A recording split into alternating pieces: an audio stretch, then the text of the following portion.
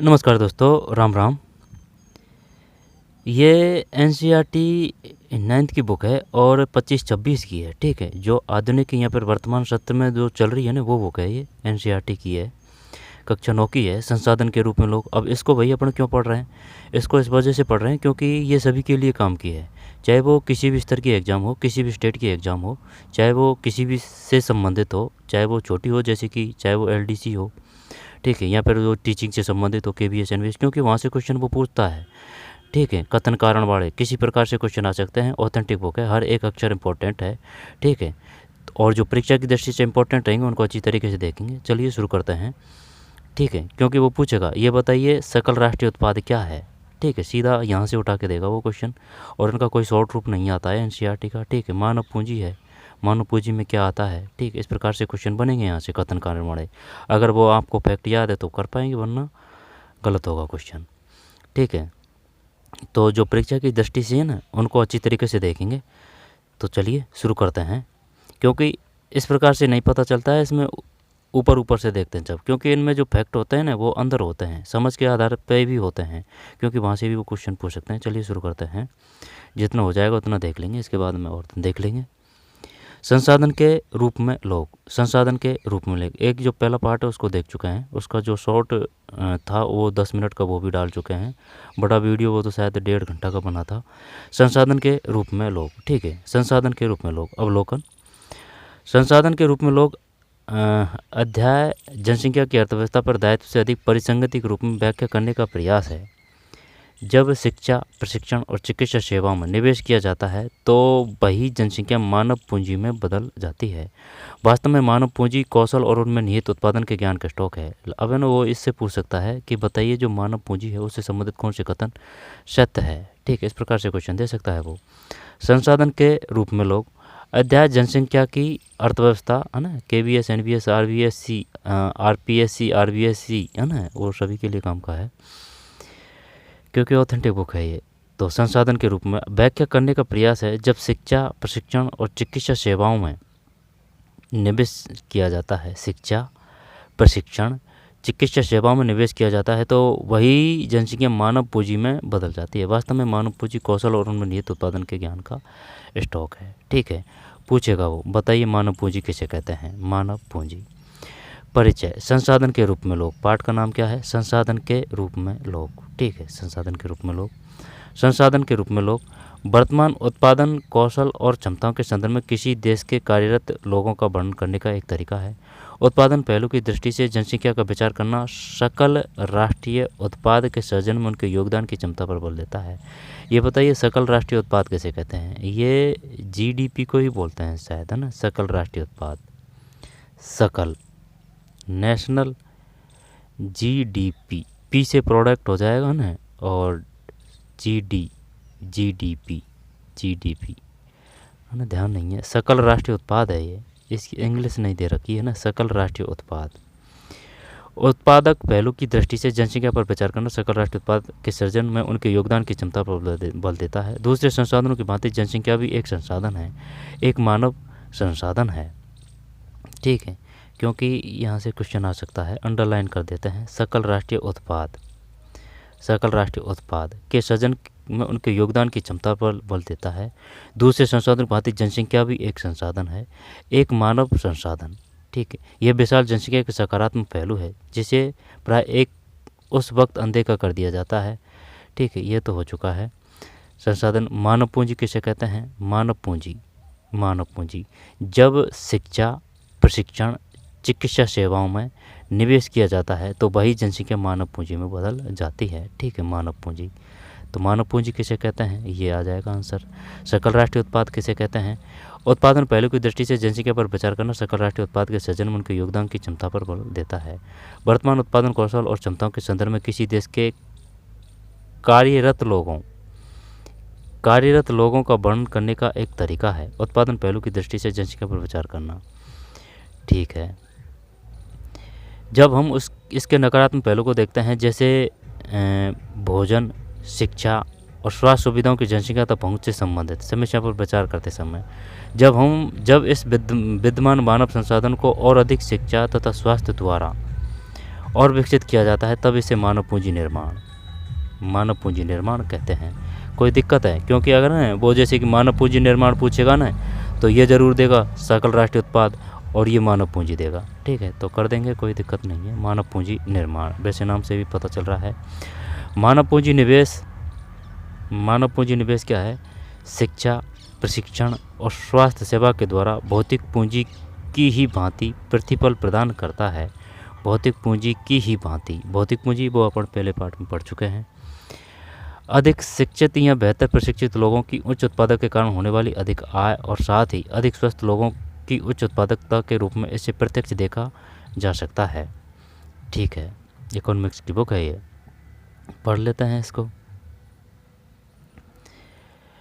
भारत की हरित क्रांति एक नाटकीय उदाहरण है। भारत की हरित क्रांति एक नाटकीय उदाहरण है। किस प्रकार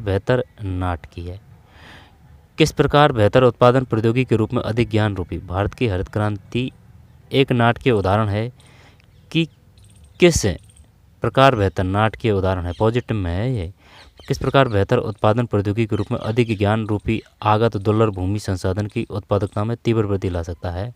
भारत में सूचना प्रौद्योगिकी में क्रांति एक आश्चर्यजनक उदाहरण है ना, जो परीक्षा की दृष्टि से इंपॉर्टेंट उन पर देंगे, उनका शॉर्ट नहीं मिलता है, चाहे वो किसी भी प्रकार की वो हो, क्योंकि जो ऑथेंटिक है वो ऑथेंटिक ही होती है, चाहे वो किसी प्रकार की गाइड हो। वो क्या है कि वो इनका शॉर्ट रूप नहीं दे सकता, शॉर्ट रूप वो दे सकता है वो आप खुद कर सकते हैं, खुद पढ़ के।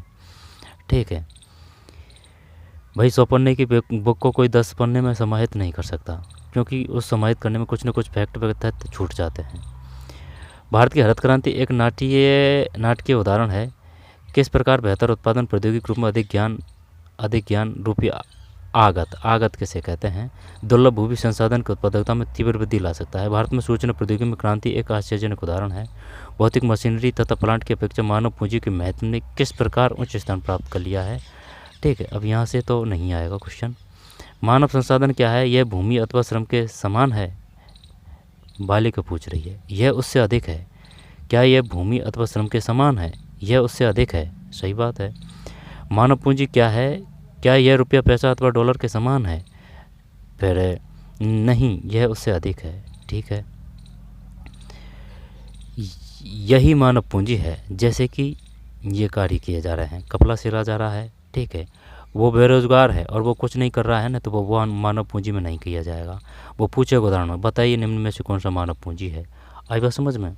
किसान है, ठीक है, किसान है, और लेकिन जैसे कि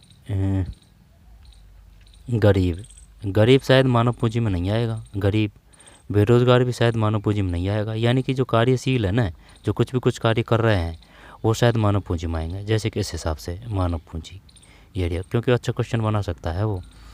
ठीक है, ये मानव पूंजी है। दर्जी, ठीक, संसाधन के टीचर, है ना, यानी कि जो रोज़गार परक है, यहाँ पर जो भी कोई कार्य कर रहे हैं, जैसे कि कोई चाय का दुकान ही लगा रहा है, तो वो भी मानव पूंजी है। ठीक है, आइए चर्चा करें। चित्र को देखकर क्या आप बता सकते हैं कि डॉक्टर, अध्यापक, इंजीनियर तथा दर्जी अर्थव्यवस्था के किस प्रकार परिसंगत है? पूछ लिया क्वेश्चन। उच्च आय से न केवल अधिक शिक्षित और अधिक स्वस्थ लोगों को लाभ होता है, बल्कि समाज को भी अप्रत्यक्ष तरीकों से लाभ होता है उच्च आय से, क्योंकि अधिक शिक्षित या अधिक स्वस्थ जनसंख्या का लाभ उन लोगों तक भी पहुंचता है जो स्वयं प्रत्यक्ष रूप से उतने शिक्षित नहीं हैं। समझ रहा है बात को? अप्रत्यक्ष तरीकों से लाभ होता है, क्योंकि अधिक शिक्षित या अधिक स्वस्थ जनसंख्या का लाभ उन लोगों तक भी पहुंचता है जो स्वयं प्रत्यक्ष रूप से उतने शिक्षित नहीं है या उतनी स्वास्थ्य सेवाएं उन्हें प्रदान नहीं की गई है। वास्तव में मानव पूंजी एक तरह से अन्य संसाधनों जैसे भूमि, ये काम का है। अप्रत्यक्ष तरीकों से लाभ होता है।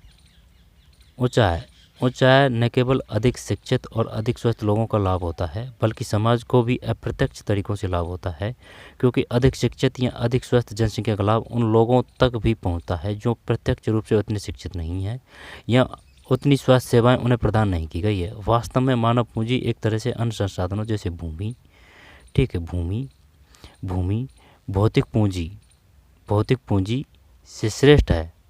भौतिक पूंजी से श्रेष्ठ है, क्योंकि मानव संसाधन भूमि और पूंजी का उपयोग कर सकता है। भूमि और पूंजी अपने आप उपयोगी नहीं हो सकते। ये बात सही है। जैसे कि कोई बंजर भूमि है तो उसको उपजाऊ कैसे बना सकते हैं? उसको इसी प्रकार से उपजाऊ बना सकते हैं कि भाई रासायनिक खादों का, उर्वरक, जैविक कृषि का, है ना, यानी वैज्ञानिक तरीके से उसका निवारण किया जाए। तभी तो, अगर आपको नॉलेज है तभी तो आप उसको, ऊसर को आप उपजाऊ बना सकते हैं। ठीक है। अनेक दशकों में भारत में विशाल जनसंख्या को एक परिसंपत्ति की अपेक्षा एक दायित्व माना जा रहा है। आगे चलते हैं। माना जा रहा है।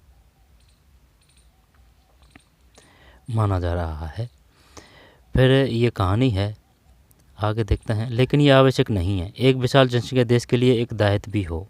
बात सही है कि भाई ये ज़रूरी नहीं है कि भाई जैसे कि विशाल जनसंख्या है तो वो आवे, भाई उसमें काम करने वाले होने चाहिए। कहने का मतलब ये है, यह आवश्यक नहीं है कि एक विशाल जनसंख्या देश के लिए दायित्व भी हो, है ना। वो पूछ सकता है, बताइए कौन सा कथन सत्य नहीं है, क्या ये कथन इसकी व्याख्या कर रहा है या नहीं कर रहा है। अब वो आप किस प्रकार से दे सकते हैं उनका आंसर? अगर ये जो फैक्ट आपको याद है तभी तो उनके आंसर आप दे सकते हैं।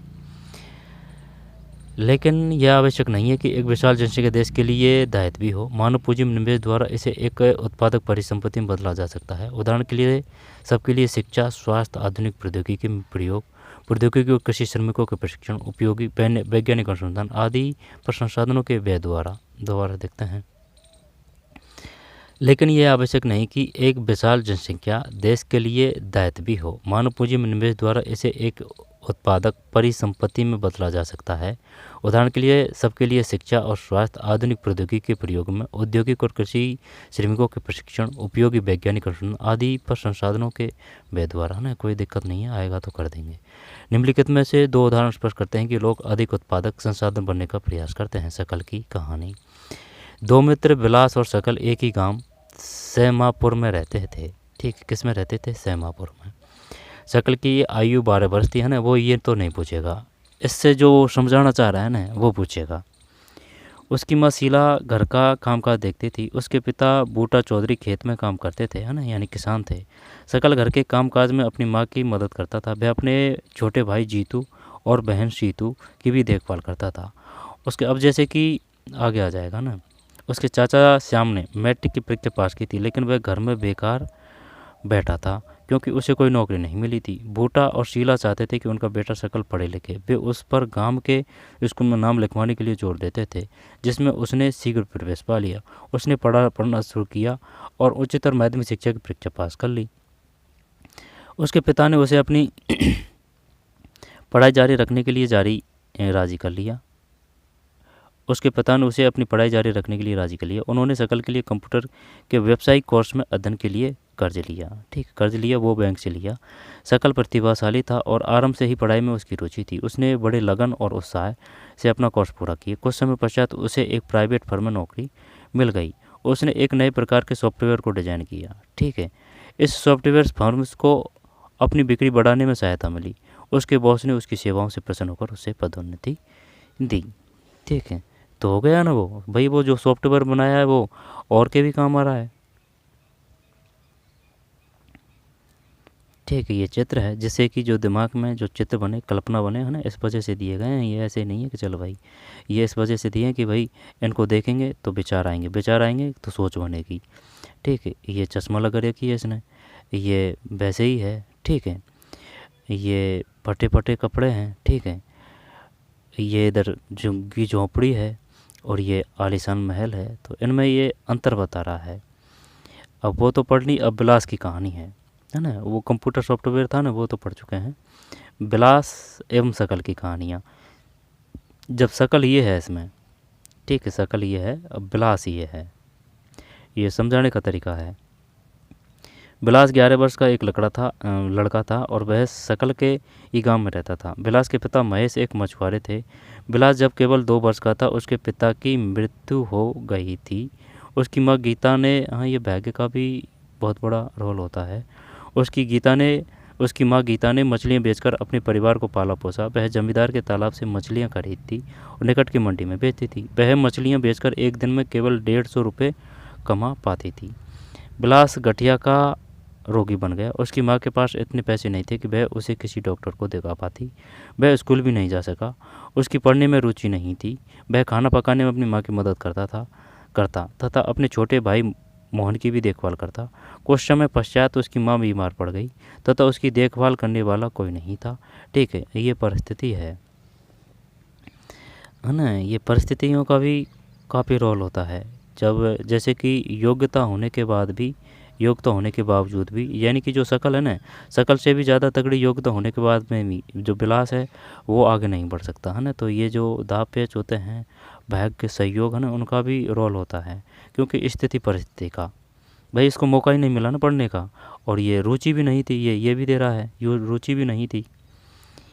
कुछ समय पश्चात उसकी माँ बीमार पड़ गई तथा उनकी देखभाल करने वाला कोई नहीं था। परिवार में उनकी सहायता करने वाला भी कोई नहीं था। बिलास भी उसी गांव में मछलियाँ बेचने के लिए बाध्य हुआ। अब ये होना पड़ा है क्योंकि गुजारा करने के लिए, पेट पापी के लिए कुछ ना कुछ तो करना पड़ेगा ना, वरना भूखा मरेंगे। और कोई किसी की हेल्प नहीं करता है। ठीक है, क्योंकि हेल्प स्वयं को स्वयं की ही करनी होती है। अपनी माँ की तरह वह भी कम ही कमा पाता था। ठीक है, क्योंकि वो उनका जरिया था ना, वो एक ही था। ठीक है, अगर ये कुछ और करता, ठीक है, मछली के साथ साथ में कुछ और, तो धीरे धीरे आय बढ़ती और इसकी रुचि भी होती, जैसे कि पढ़ने में है ना, या फिर कोई और व्यवसाय में भी। इसके अलावा है ना, ये मछली बेचने के भी अलावा और कुछ लोन वगैरह लेके बैंक से अगर ये कार्य किया जाता तो ये जो विलास है इससे भी आगे हो सकता था, क्योंकि इनकी भी काफ़ी फैक्ट्री या फिर व्यवसाय वो धीरे धीरे आगे बढ़ जाता। ठीक है, अपनी माँ की तरह ही वह भी कम ही कमा पाता था। ठीक है, अब तो ये दोनों की कहानी थी। क्या दोनों मित्रों के बीच आप कोई अंतर पाते हैं? वे कौन से अंतर हैं? क्रियाकलाप: पास के किसी गांव या झुग्गी इलाके में जाएं और अपनी उम्र के किसी लड़के या लड़की का अध्ययन करें जो विलास या शकल जैसी परिस्थितियों का सामना कर रहे हो, है ना। ये जो स्थिति परिस्थिति बताई है ये काफ़ियों की सहम होती है। ठीक है, अगर व्यवहारिक जीवन में देखी जाए तो। ठीक है, तभी तो ये जो एनसीईआरटी इनको सभी राज्यों ने अपने जो सिलेबस है उसमें लागू कर दिया है। ठीक है, इन दोनों व्यक्तियों के अध्ययनों में हमने देखा कि शकल स्कूल जाता था जबकि बिलास स्कूल नहीं गया। ठीक है भाई, वो मौका नहीं मिला ना उसको जाने का। शकल तो ऐसे भी नहीं है कि भाई स्कूल नहीं गया तो वो आगे वो नहीं कर सकता था, लेकिन वो इधर फिर जो उसकी माँ भी बीमार हो गई। शकल शारीरिक रूप से हष्टपुष्ट और स्वस्थ था, उसे बार बार डॉक्टर के पास जाने की आवश्यकता नहीं पड़ती थी। बिलास गठिया का रोगी था, उसके यहाँ डॉक्टर के पास जाने के साधन नहीं थे। शकल ने कंप्यूटर में डिग्री प्राप्त की थी, है ना। तो ये डिग्री का भी काफ़ी रोल होता है, डिग्री भीड़ से अलग कर देती है। शकल को एक प्राइवेट फर्म में नौकरी मिल गई। बिलास वही काम करता रहा जो उसकी माँ करती थी। अपनी माँ की ही तरह परिवार को पालने पोषने हाँ ये से आएगा, पोषने के लिए उनकी आय बहुत कम थी। शकल के मामले में कई वर्षों की शिक्षा उसके श्रम की गुणवत्ता बढ़ाई। इससे उसकी कुल उत्पादकता में वृद्धि हुई। कुल उत्पादकता देश की समृद्धि में योगदान देती है। इसके बदले में व्यक्ति को वेतन के रूप में या फिर उसके पसंद के किसी दूसरे रूप में प्रतिफल मिलता है। बिलास को उसके जीवन के आरंभ भाग में कोई शिक्षा या स्वास्थ्य सेवा नहीं मिल सकी। वह अपनी माँ की भांति ही मछलियाँ बेचकर अपना जीवन यापन करता, इसलिए वह अपनी माँ की ही तरह अकुशल श्रमिक वेतन का पाता था। अब है ना, अब ये जो है ना ये काम का है इसमें, क्योंकि ये अपन को छांटने पड़ेंगे। अब ये अकुशल श्रमिक है, ये क्या है? ये अकुशल श्रमिक। ठीक है, वेतन पाता था। और जो कुशल श्रमिक होते हैं उनको अकुशल श्रमिक वो था, ठीक है, शकल, उसको रुपये मिले थे। ठीक है, मानव संसाधन में शिक्षा और चिकित्सा सेवा के द्वारा निवेश से भविष्य में उच्च प्रतिफल प्राप्त हो सकते हैं। लोगों में यह निवेश पूंजी और भूमि और पूंजी में निवेश की ही तरह है। ठीक है, एक बच्चा भी जिसकी शिक्षा स्वास्थ्य पर निवेश किया जाता है भविष्य में उच्च आय समाज को बेहतर योगदान के रूप में अधिक प्रतिफल दे सकता है। यह देखा जाता है कि शिक्षित माँ बाप अपने बच्चों की शिक्षा पर अधिक निवेश करते हैं। ऐसा इसलिए होता है क्योंकि उन्होंने स्वयं भी शिक्षा के महत्व का अनुभव किया होता है। अब भाई उसको तो मौका ही नहीं मिला ना, पिता पहले ही गुजर चुका था, भाई मौका ही नहीं मिला ना। जब घर की जिम्मेदारी आ जाती है ना, जब कुछ चीज़ नहीं सूझती है, जब भूखे मरते हैं, तब उसके पिताजी ने उसके रुपए लगाए थे। तो डिफरेंट यहाँ भी तो आ रहा है। वे उचित पोषण और स्वच्छता के प्रति भी सचेत होते हैं। इसी प्रकार वे अपने बच्चों की स्कूली शिक्षा और अच्छे स्वास्थ्य की आवश्यकताओं का भी ध्यान रखते हैं। इस तरह इस मामले में एक अच्छा चक्र बन जाता है। इसके विपरीत स्वयं भी अशिक्षित और अस्वच्छता तथा सुविधा वंचित स्थिति में रहने वाले माँ बाप। इसके विपरीत स्वयं भी अशिक्षित, अस्वच्छता तथा सुविधा वंचित स्थिति में रहने वाले माँ बाप एक दुष्चक्र सृजित कर लेते हैं। ये काफ़ी बड़ी लाइन है, लेकिन ये ऐसे भी नहीं है कि जो 100 आने सत्य है वो पूरी बातें सत्य हो।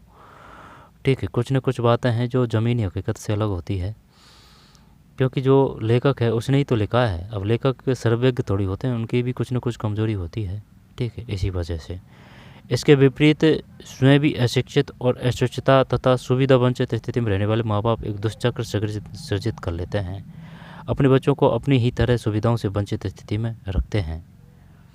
ठीक है, ऐसा नहीं रखते हैं। आजकल चाहे वो छोटा से छोटा ही धंधा कर रहा है ना, चाहे वो टेम्पू रिक्शा जो भी कुछ चलाता है, तो वो बच्चों को पढ़ाने की ही कोशिश करता है।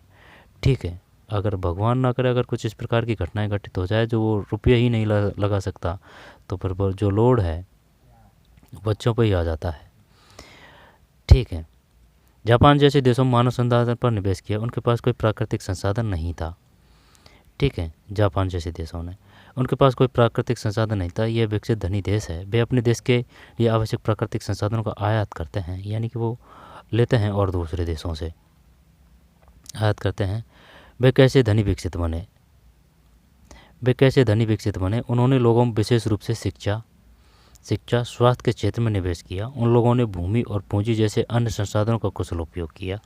ये सही है, भूमि और पूंजी, तो यहाँ सभी लोग आ रहे हैं, है ना। ये समझाने की कोशिश कर रहा था वो कहानी से। ठीक है, तो वो कहानी ही थी, है ना। लेकिन वो जो कहानी है ना, वो 60 या 70% वो सभी पे सही बैठती है। उन लोगों ने भूमि और पूंजी जैसे अन्य संसाधनों का कुशल उपयोग किया। इन लोगों ने जो कुशलता और प्रौद्योगिकी विकसित की, उसी से ये देश धनी विकसित बने। ठीक भाई। इसके बाद में पुरुषों और महिलाओं के आर्थिक क्रियाकलाप। विकास और शकल की तरह लोग विभिन्न क्रियाकलापों में संलग्न हैं। हमने देखा कि विलास मछली बेचता था और शकल को एक फर्म में नौकरी मिल गई। विभिन्न क्रियाकलापों के 3 प्रमुख क्षेत्रों में, जब है ना, यहाँ से क्वेश्चन आएगा। ठीक है, क्या कह रहा है ये?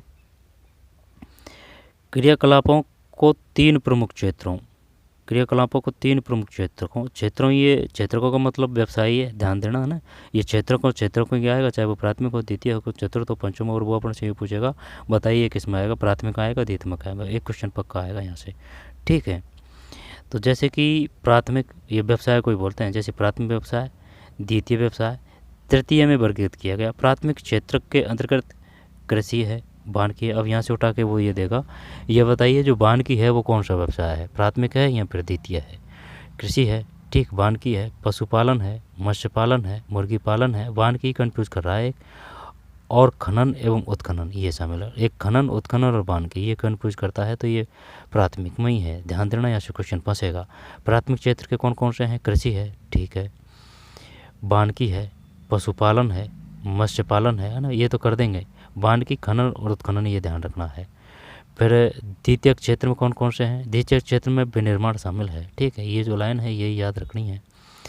तृतीय क्षेत्र में कौन कौन से हैं? यहाँ से क्वेश्चन आए हैं 1000 बार। तृतीय क्षेत्र में है व्यापार, परिवहन, संचार, बैंकिंग, बीमा, शिक्षा, स्वास्थ्य, पर्यटन सेवा इत्यादि शामिल किए जाते हैं। इस क्षेत्र में क्रियाकलाप के फलस्वरूप वस्तुओं और सेवाओं का उत्पादन होता है। ये क्रियाकलाप राष्ट्रीय आय में मूल्यवर्धक करते हैं। ये क्रियाएं आर्थिक क्रियाएं कहलाती है। आर्थिक क्रियाएं 2 भाग होते हैं। आर्थिक क्रियाओं के 2 भाग होते हैं, बाजार क्रियाएं और गैर बाजार क्रियाएं। बाजार क्रियाओं में वेतन या लाभ के उद्देश्य से की गई क्रियाओं के लिए पारिश्रमिक का भुगतान किया जाता है। कौन सी है? 2 भाग होते हैं, ठीक है। एक तो बाजार क्रिया है,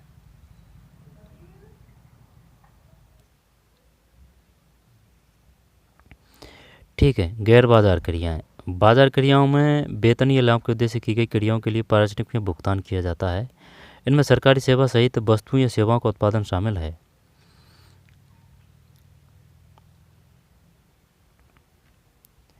ठीक है, ये अंडरलाइन करना ज़रूरी है, क्योंकि 2 बार देखेंगे तो ये पूरा पाठ पढ़ने की ज़रूरत नहीं पड़ेगी, 10 मिनट में काम हो जाएगा। इनमें सरकारी सेवाओं सहित वस्तु या सेवाओं का उत्पादन शामिल है। इसमें सरकारी सेवा सहित वस्तु या सेवाओं का उत्पादन शामिल है। गैर बाजार क्रियाओं में अभिप्राय में उपभोग के लिए उत्पादन है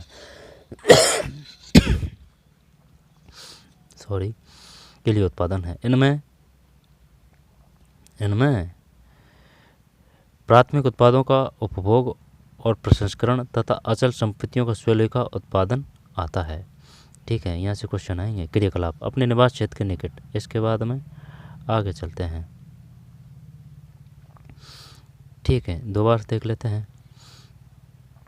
ये पाठ है, ठीक है, ये पाठ है संसाधन के रूप में लोग। ठीक है, संसाधन के रूप में लोग है। जब शिक्षा, प्रशिक्षण, चिकित्सा सेवाओं में निवेश किया जाता है। मानव पूंजी किसे कहते हैं? इसे कहते हैं मानव पूंजी। तो वही जनसंख्या मानव पूंजी में बदल जाती है। वास्तव में मानव पूंजी कौशल और नियत उत्पादन के ज्ञान का स्टॉक है ना। बेरोजगार है तो भाई वो मानव पूंजी में नहीं आएगा। ठीक है, सकल राष्ट्रीय उत्पाद क्या है? उत्पादक पहलू की दृष्टि से जनसंख्या का विचार करना सकल राष्ट्रीय उत्पाद के सृजन में उनके योगदान की क्षमता पर बल देता है। दूसरे संसाधन की भांति जनसंख्या भी एक साधन है, एक मानव संसाधन। यह विचार जनसंख्या के सकारात्मक पहलू है। ठीक है, ये कहानी पढ़ चुके हैं अपन। मानव पूंजी में निवेश भौतिक पूंजी की भांति प्रतिफल प्रदान करता है। ठीक है, ये पढ़ चुके हैं कहानी, इसमें कोई दिक्कत नहीं है। इसके बाद में ये काम का है, जनसंख्या का लाभ उन लोगों तक भी पहुँचता है जो स्वयं प्रत्यक्ष रूप से उतने शिक्षित नहीं हैं, है ना। मानव संसाधन किसे कहते हैं? पूंजी और भूमि अपने आप। ठीक है, सॉफ्टवेयर फर्म को अपनी बिक्री में सहायता मिली। इसके बाद में ये कहानी देख चुके हैं, विलास की कहानी, क्रियाकलाप। ठीक है, डॉक्टर के पास जाने के साधन नहीं थे, सकल ने कंप्यूटर में डिग्री प्राप्त की थी, है ना, वो कोई दिक्कत नहीं है ना। ये जो ये है ना, ये काम का है, पूरा पैराग्राफ है ना, ये काम का है। ये जापान है, जापान का क्वेश्चन पूछ सकता है। वो जापान जैसे देशों मानव संसाधन पर निवेश किया है। ठीक है, अब जैसे कि ये दे रखा है प्राथमिक व्यवसाय में क्या है। जैसे कि प्राथमिक व्यवसाय ये है, द्वितीय व्यवसाय ये है, तृतीय व्यवसाय ये है। ठीक है, आगे है वो, क्या आप इस क्षेत्र के आधार पर क्रियाकलापों को 3 क्षेत्रों में वर्गीकृत कर सकते हैं? हाँ, तो ये प्राथमिक व्यवसाय ये है, द्वितीय व्यवसाय ये है, तृतीय व्यवसाय ये है। ठीक है, इसके बाद में सकल प्राइवेट फर्म में काम करता है। सकल अपने छोटे भाई बहन की देखभाल करता है। ऐतिहासिक सांस्कृतिक कारणों से परिवार में पहला मौकों को, है ना, जब वो एक चीज़ छूट रही है इसमें, वो व्यवसाय क्षेत्र का ना, ये काम का है। जैसे कि प्राथमिक, द्वितीयक, तृतीयक वर्गीकृत किया गया। प्राथमिक क्षेत्र के अंतर्गत कृषि है, वानिकी है, पशुपालन है ना। वो वानिकी पूछेगा कि बताइए प्राथमिक क्षेत्र में कौन सा है। यहाँ पर कथन कारण दे देगा कि ये कथन की व्याख्या कर रहा है, नहीं कर रहा है, तो वानिकी है। पशुपालन, मत्स्य पालन, मुर्गी पालन में कोई दिक्कत नहीं है। वानिकी, खनन और उत्खनन, यही ध्यान रखना है और यही देगा वो, वानिकी, खनन, उत्खनन। द्वितीय क्षेत्र में विनिर्माण शामिल है, यानी कि जो बिल्डिंग वगैरह जो निर्माण किए जाते हैं ना, वो है ये विनिर्माण। तृतीय क्षेत्र में व्यापार, परिवहन, संचार, बैंकिंग, बीमा, शिक्षा, स्वास्थ्य, पर्यटन सेवा है। दोबारा देखते हैं भाई, ये जो था ना प्रथम, ये तो क्लियर है। इसमें कृषि है, वानिकी है, पशुपालन, मत्स्य पालन, मुर्गी पालन और खनन। ठीक है, और उत्खनन भी है। द्वितीय का इसमें है विनिर्माण शामिल है, सिर्फ इसमें विनिर्माण दिया है, जैसे कि बिल्डिंग वगैरह बनाना है ना, वो होते हैं विनिर्माण में। तृतीय क्षेत्र है, इसमें व्यापार है, परिवहन। अब जैसे कि व्यापार परिवहन दे देगा और वो बताइए चौथा है, पाँचवा है, गुमराह करने के लिए। तृतीय क्षेत्र में व्यापार है, परिवहन है, संचार, बैंकिंग, बीमा, शिक्षा, स्वास्थ्य, पर्यटन सेवाएं इत्यादि शामिल किए गए हैं तृतीय क्षेत्र में। इस क्षेत्र में क्रियाकलाप के फलस्वरूप वस्तुओं सेवा का उत्पादन होता है और ये क्रियाकलाप राष्ट्रीय आय में मूल्यवर्धक करते हैं। ये क्रियाएं आर्थिक क्रियाएं कहलाती है। आर्थिक क्रियाएं के 2 भाग होते हैं, बाजार क्रिया हैं और गैर बाजार क्रिया हैं। ठीक है, कितने भाग होते हैं आर्थिक क्रियाओं के? 2 भाग होते हैं।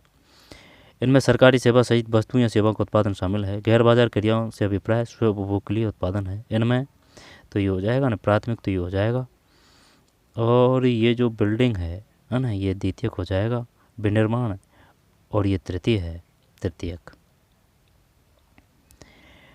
क्षेत्रक व्यवसाय को ही बोलते हैं। प्राथमिक उत्पादों का उपयोग, उपभोग, प्रसंस्करण तथा अचल संपत्तियों का स्वलेखा उत्पादन आता है। क्रियाकलाप अपने निवास क्षेत्र के निकट स्थित किसी गांव अथवा कॉलोनी में जाएं और अपने गांव अथवा कॉलोनी के लोगों द्वारा किए जाने वाले विभिन्न क्रियाकलापों को लिखें। अगर यह संभव नहीं है तो अपने पड़ोसी से पूछें कि उनका व्यवसाय क्या है। उनके गाँव को आप 3 क्षेत्रों में किस क्षेत्र में रखेंगे? बताइए कि क्रियाकलाप आर्थिक क्रियाएं हैं या गैर आर्थिक क्रियाएं। बिलास गांव के बाजार में मछली बेचता है, तो आर्थिक है, आर्थिक क्रिया है। बिलास अपने परिवार के लिए खाना पकाता है, तो ये गैर आर्थिक क्रिया है ना। अब जैसे कि माँ है, वो माँ अपने बच्चों को भोजन देती है, तो वो गैर आर्थिक क्रिया है। ठीक है। माँ का जो भी कार्य है वो गैर आर्थिक क्रिया में है। अब माँ का जो घंटे है काम, वो 10 से 12 घंटा होता है, ठीक है, लेकिन वो गैर आर्थिक क्रिया में है, क्योंकि वो धन नहीं मिलता है ना, तनख्वाह नहीं मिलती है ना, वो है गैर आर्थिक क्रिया है। और आर्थिक क्रिया यानी जिससे पैसे मिलता है। सकल एक प्राइवेट फर्म में काम करता है ना, आर्थिक है। सकल अपने छोटे भाई बहन की देखभाल करता है, तो ये वो है कौन सा, गैर आर्थिक। तो यहाँ से क्वेश्चन आएगा आर्थिक और गैर आर्थिक, इनको अंडरलाइन कर देते हैं। जैसे कि एक तो है ये आर्थिक क्रिया, एक तो है ये आर्थिक क्रिया और एक है गैर आर्थिक क्रिया। तो बिलास गांव में बिलास परिवार के साथ खाना पकाता है, बेचता है, काम करता है, और सकल अपने छोटे भाई बहन की देखभाल करता है, ठीक है। आगे चलते हैं। ऐतिहासिक और सांस्कृतिक कारणों से परिवार में महिलाओं और पुरुषों के बीच श्रम का विभाजन होता है। किसके कारण? ऐतिहासिक और सांस्कृतिक कारणों से। आमतौर पर महिलाएं घर के कामकाज देखती है, पुरुष खेतों में काम करते हैं। सकल की माँ शीला खाना पकाती है, बर्तन साफ करती है, कपड़े धोती है, घर की सफाई करती है, अपने बच्चों की देखभाल करती है। सकल के पिताजी बूटा खेतों में काम करते हैं, उपज को बाजार में बेचते हैं और परिवार के लिए धन कमाते हैं, ठीक है। लेकिन वो कभी कभार करते हैं, माँ रोज़ करती है, सुबह 5 से लेकर शाम को रात के 10 तक। शीला परिवार के पालन पोषण के लिए जो सेवाएं प्रदान करती है उसके लिए कोई भुगतान नहीं किया जाता है, यानी कि रुपए नहीं मिलते हैं ना,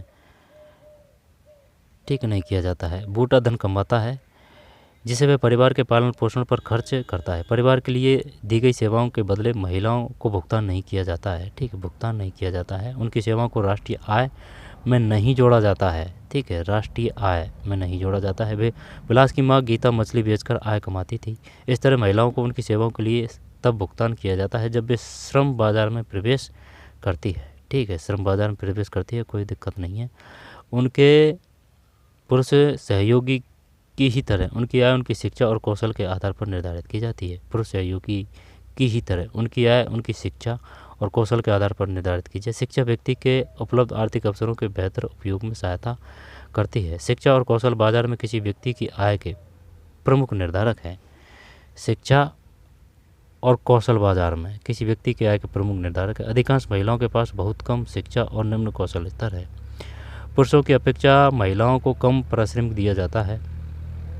पुरुषों की अपेक्षा महिलाओं को कम पारिश्रमिक दिया जाता है। अधिकतर महिलाएं वहां काम करती है जहां नौकरी की सुरक्षा नहीं होती।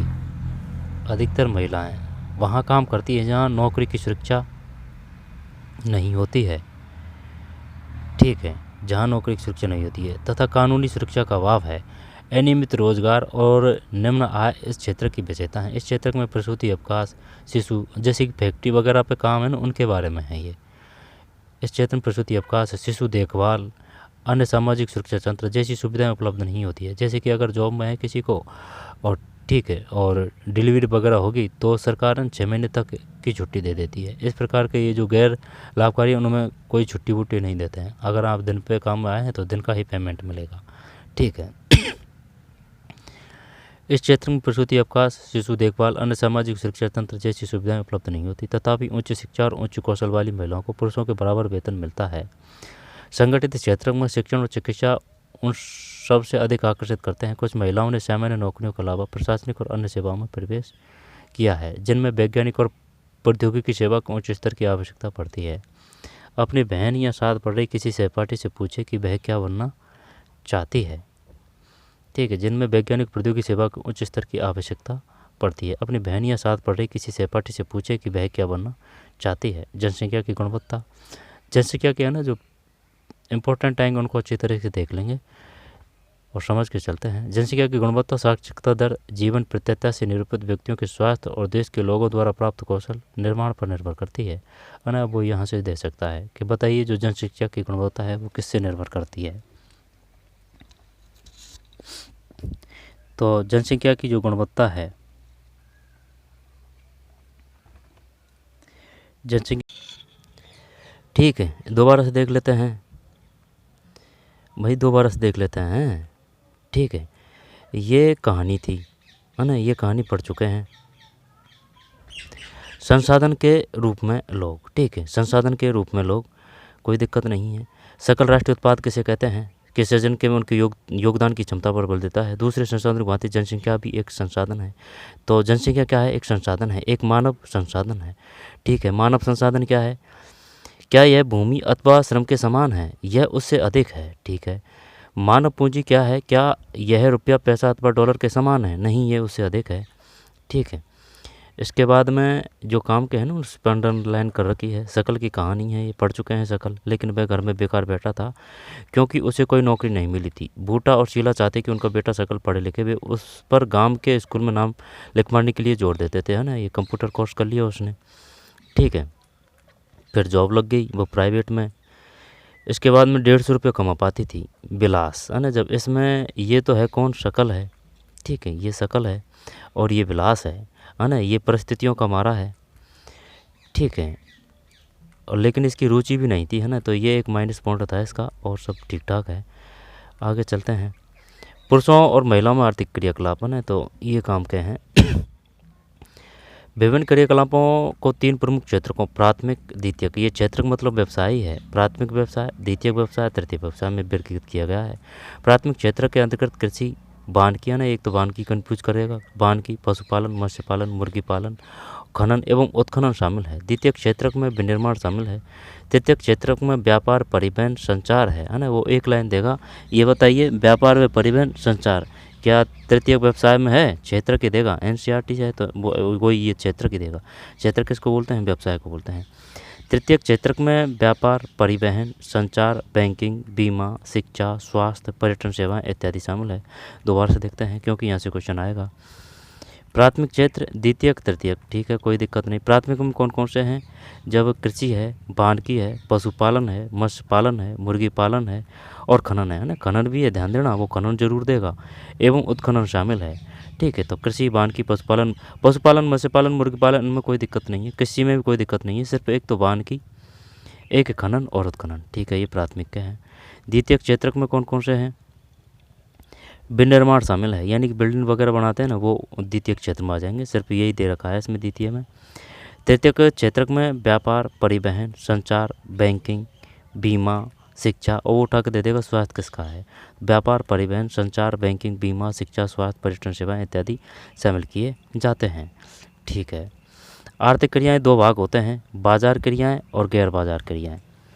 ठीक है, कितने भाग होते हैं आर्थिक क्रियाओं के? वो यही अगर लाइन दे दी उसने, ये बताइए जो आर्थिक क्रियाएं हैं उनके कितने भाग होते हैं? 2, 4, 1, 5, है ना। तो 2 भाग होते हैं, बाजार क्रियाएं और गैर बाजार क्रियाएं। बाजार क्रियाओं में वेतन या लाभ के उद्देश्य से की गई क्रियाओं के लिए परिश्रम का भुगतान किया जाता है। उनमें सरकारी सेवा सहित वस्तुओं या सेवाओं का उत्पादन शामिल है। गैर बाजार क्रियाओं से अभिप्राय स्वयं उपभोग के लिए उत्पादन है इनमें। ठीक, तो प्राथमिक तो ये हो चुका है, द्वितीय ये हो चुका है, तृतीय ये हो चुका है। ठीक, प्रसंस्करण, अचल संपत्तियों का स्वैल्य का उत्पादन आता है। ठीक, आर्थिक क्रियाएं कौन कौन सी है? बिलास गांव में बाजार में मछली बेचता है, आर्थिक क्रिया है। गैर आर्थिक क्रिया, बिलास अपने परिवार के लिए खाना पकाता है, गैर आर्थिक क्रिया है। शकल एक प्राइवेट फर्म में काम करता है। शकल अपने छोटे भाई और बहन की देखभाल करता है। ऐतिहासिक और सांस्कृतिक कारणों से परिवार में महिलाओं और पुरुषों के बीच श्रम का विभाजन होता है। आमतौर पर महिलाएं घर के कामकाज देखती हैं, पुरुष खेतों में काम करते हैं। शकल है ना, तो कोई दिक्कत नहीं, पढ़ चुके हैं ये। इसके बाद में जनसंख्या की गुणवत्ता, है ना, इसको देखना है यहाँ से। ठीक है, शिक्षा और फिर क्या है, ये जो डिटेल है ना ये काम की है, क्योंकि यहाँ से वो क्वेश्चन पूछेगा। क्या 1951 में जनसंख्या की साक्षरता दर बढ़ी है? किस वर्ष भारत में साक्षरता दर सर्वाधिक रही है? ठीक है, 2025 में 2025-26 की है, तो एकदम जो वर्तमान सत्र में और जो लेटेस्ट है वही है। 2025 में भारत की साक्षरता दर का आपका पूर्वानुमान क्या है? ठीक है, अपडेटेड है ये बुक। 1951 है ना, तो ये सब याद करना पड़ेगा भाई, ये एकदम घोट के पीना पड़ेगा, क्योंकि यहाँ से क्वेश्चन बार बार आते हैं, चाहे वो किसी भी स्तर की एग्ज़ाम हो। स्वास्थ्य, इसके बाद में फिर ये सारणी है, संबंधित वर्षों की स्वास्थ्य आधारित संरचना। ठीक है, फिर बेरोजगारी पे है, बेरोजगारी एक गांव की कहानी।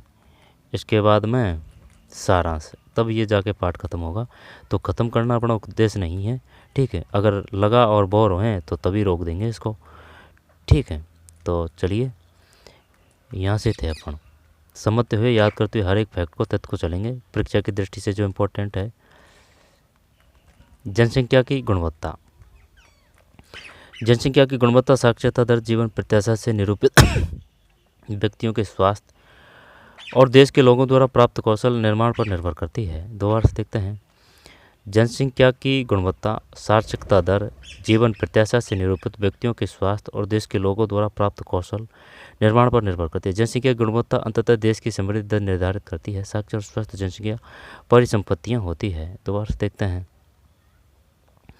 जनसंख्या की गुणवत्ता, जनसंख्या की गुणवत्ता साक्षरता दर जीवन प्रत्याशा, ये जीवन प्रत्याशा से काफ़ी बार क्वेश्चन आ चुका है। जीवन प्रत्याशा से निरूपित व्यक्तियों के स्वास्थ्य और देश के लोगों द्वारा प्राप्त कौशल निर्माण पर निर्भर करती है। जनसंख्या की गुणवत्ता अंततः देश की समृद्धि दर निर्धारित करती है। साक्षर और स्वस्थ जनसंख्या परिसंपत्तियाँ होती है। तो ये क्या होती है भाई? साक्षर और स्वस्थ जनसंख्या। ठीक है, क्योंकि वो पूछेगा बताइए निम्नलिखित में से, यहाँ से बढ़िया बढ़िया वाले क्वेश्चन किसी भी प्रकार से बना सकता है, और लेकिन जो ही बनाएगा, जो जैसे कि पढ़ाता आ रहा है एनसीईआरटी है ना, वही बनाएंगे पेपर को, और वो बढ़िया बड़े बनाएंगे क्योंकि उनको हर एक एक अक्षर याद होता है। साक्षर और स्वस्थ जनसंख्या परिसंपत्तियाँ होती है। ठीक है, शिक्षा पे आ जाइए अब, है ना, शिक्षा पे। और वैसे ये पार्ट को पूरा करने के बाद में जो इम्पोर्टेंट उनका शॉर्ट वीडियो डालेंगे, जिससे दोबारा रिवीजन करने में कोई समस्या नहीं आएगी। शिक्षा, अपने जीवन के आरंभिक वर्षों की शकल की शिक्षा ने बाद के वर्षों में अच्छी नौकरी और अच्छे वेतन के रूप में उसे फल दिया। हमने देखा कि शकल के विकास के लिए शिक्षा एक महत्वपूर्ण आगत था। आगत और निर्गत। ठीक है, आगत और निर्गत। और वो जो आयात निर्यात, इम्पोर्ट एक्सपोर्ट, इसने उसके लिए नए क्षितिज खोले। ठीक है, अब जैसे कि क्षितिज और ये आगत, अब इनसे थोड़ा बहुत ये जो टफ लगता है ना, वैसे कोई दिक्कत नहीं है। क्षितिज खोले यानी कि दरवाजे खोले, नई आकांक्षाएं दी और जीवन के मूल्य विकसित किए। जीवन के मूल्य विकसित किए। भारी भरकम शब्द है, जैसे कि आगत, क्षितिज, छोटी मात्रा है क्षितिज। नई आकांक्षाएं दी और जीवन के मूल्य विकसित किए। न केवल शकल के लिए बल्कि समाज के विकास में भी शिक्षा का योगदान है। यह राष्ट्रीय आय और सांस्कृतिक समृद्धि में वृद्धि करती है और प्रशासन की कार्य क्षमता बढ़ाती है। प्राथमिक शिक्षा में सार्वजनिक पहुंच, धारण और गुणवत्ता प्रदान करने का प्रावधान किया गया है और इस मामले में लड़कियों पर विशेष जोर दिया गया है। प्रत्येक जिले में नवोदय विद्यालय जैसे प्रगतिशील विद्यालयों की स्थापना की गई है। दोबारा देखिए, करती और प्रशासन की कार्य क्षमता बढ़ाती है। प्राथमिक शिक्षा में सार्वजनिक पहुंच, धारण, गुणवत्ता प्रदान करने का प्रावधान किया गया है और इस मामले में लड़कियों पर विशेष जोर दिया गया है। प्रत्येक जिले में नवोदय विद्यालय जैसे NVS, है ना, प्रगति निर्धारक विद्यालयों की स्थापना की गई है। बड़ी संख्या में हाई स्कूल के विद्यार्थियों को ज्ञान और कौशल से संबंधित व्यवसाय उपलब्ध कराने के लिए व्यवसायिक शाखाएं विकसित की है। क्वेश्चन आया था, यानी कि जो प्राथमिक स्कूल है ना 1 से 5 है, वो कितने किलोमीटर के दायरे में होने चाहिए? 1 किलोमीटर के दायरे में आपको उपलब्ध करवाना पड़ेगा। और जो 6 से 8 के स्कूल हैं वो कितने किलोमीटर के अंदर होने चाहिए, है ना, वो 2, 1, 3 इस प्रकार के ऑप्शन दे रखे थे, तो 3 किलोमीटर है उसमें। इसके बाद में फिर जो है कौन सा 9 से जो 12 के स्कूल हैं वो कितने किलोमीटर के दायरे में होने चाहिए, है ना, तब ये फिक्स नहीं है, लेकिन 5 से ऊपर चलेगा, है ना, जैसे कि शायद 6 से 8 किलोमीटर या फिर 10 किलोमीटर ऐसे है कुछ, है ना। प्रगति निर्धारक विद्यालय की स्थापना की गई है। प्रगति निर्धारक विद्यालयों की स्थापना की गई है। बड़ी संख्या में हाई स्कूल के विद्यार्थियों को ज्ञान और कौशल से संबंधित व्यवसाय उपलब्ध कराने के लिए व्यावसायिक शाखाएं विकसित की गई है। व्यावसायिक शाखाएं, शिक्षा पर योजना परिव्यय पहली पंचवर्षीय योजना के 151 करोड़ रुपए से बढ़कर 2020-21 में 99,300 करोड़ रुपए हो गया, है ना। अब ये ना काम क्या है, अब इनको अंडरलाइन है ना करना पड़ेगा भाई, क्योंकि अगर दोबारा देखेंगे ना तो फिर वो आसानी रहेगी। 151 करोड़ रुपए से बढ़कर, ठीक है, शिक्षा पर योजना परिव्यय पहली पंचवर्षीय योजना में, है ना, वो पूछ सकता है डाटा। 151 करोड़ रुपए से बढ़कर 2020-21 में 99,300 करोड़ रुपए हो गया है। सकल घरेलू उत्पादन के प्रतिशत के रूप में शिक्षा पर व्यय 1951-52 में 0.64% से बढ़कर 1920-21 में 3.1% बजटीय अनुमान हो गया है। ठीक है, इसके बाद केंद्रीय एवं राज्य सरकार के दस्तावेजों, भारतीय रिजर्व बैंक के द्वारा यह बजटीय अनुमान 2021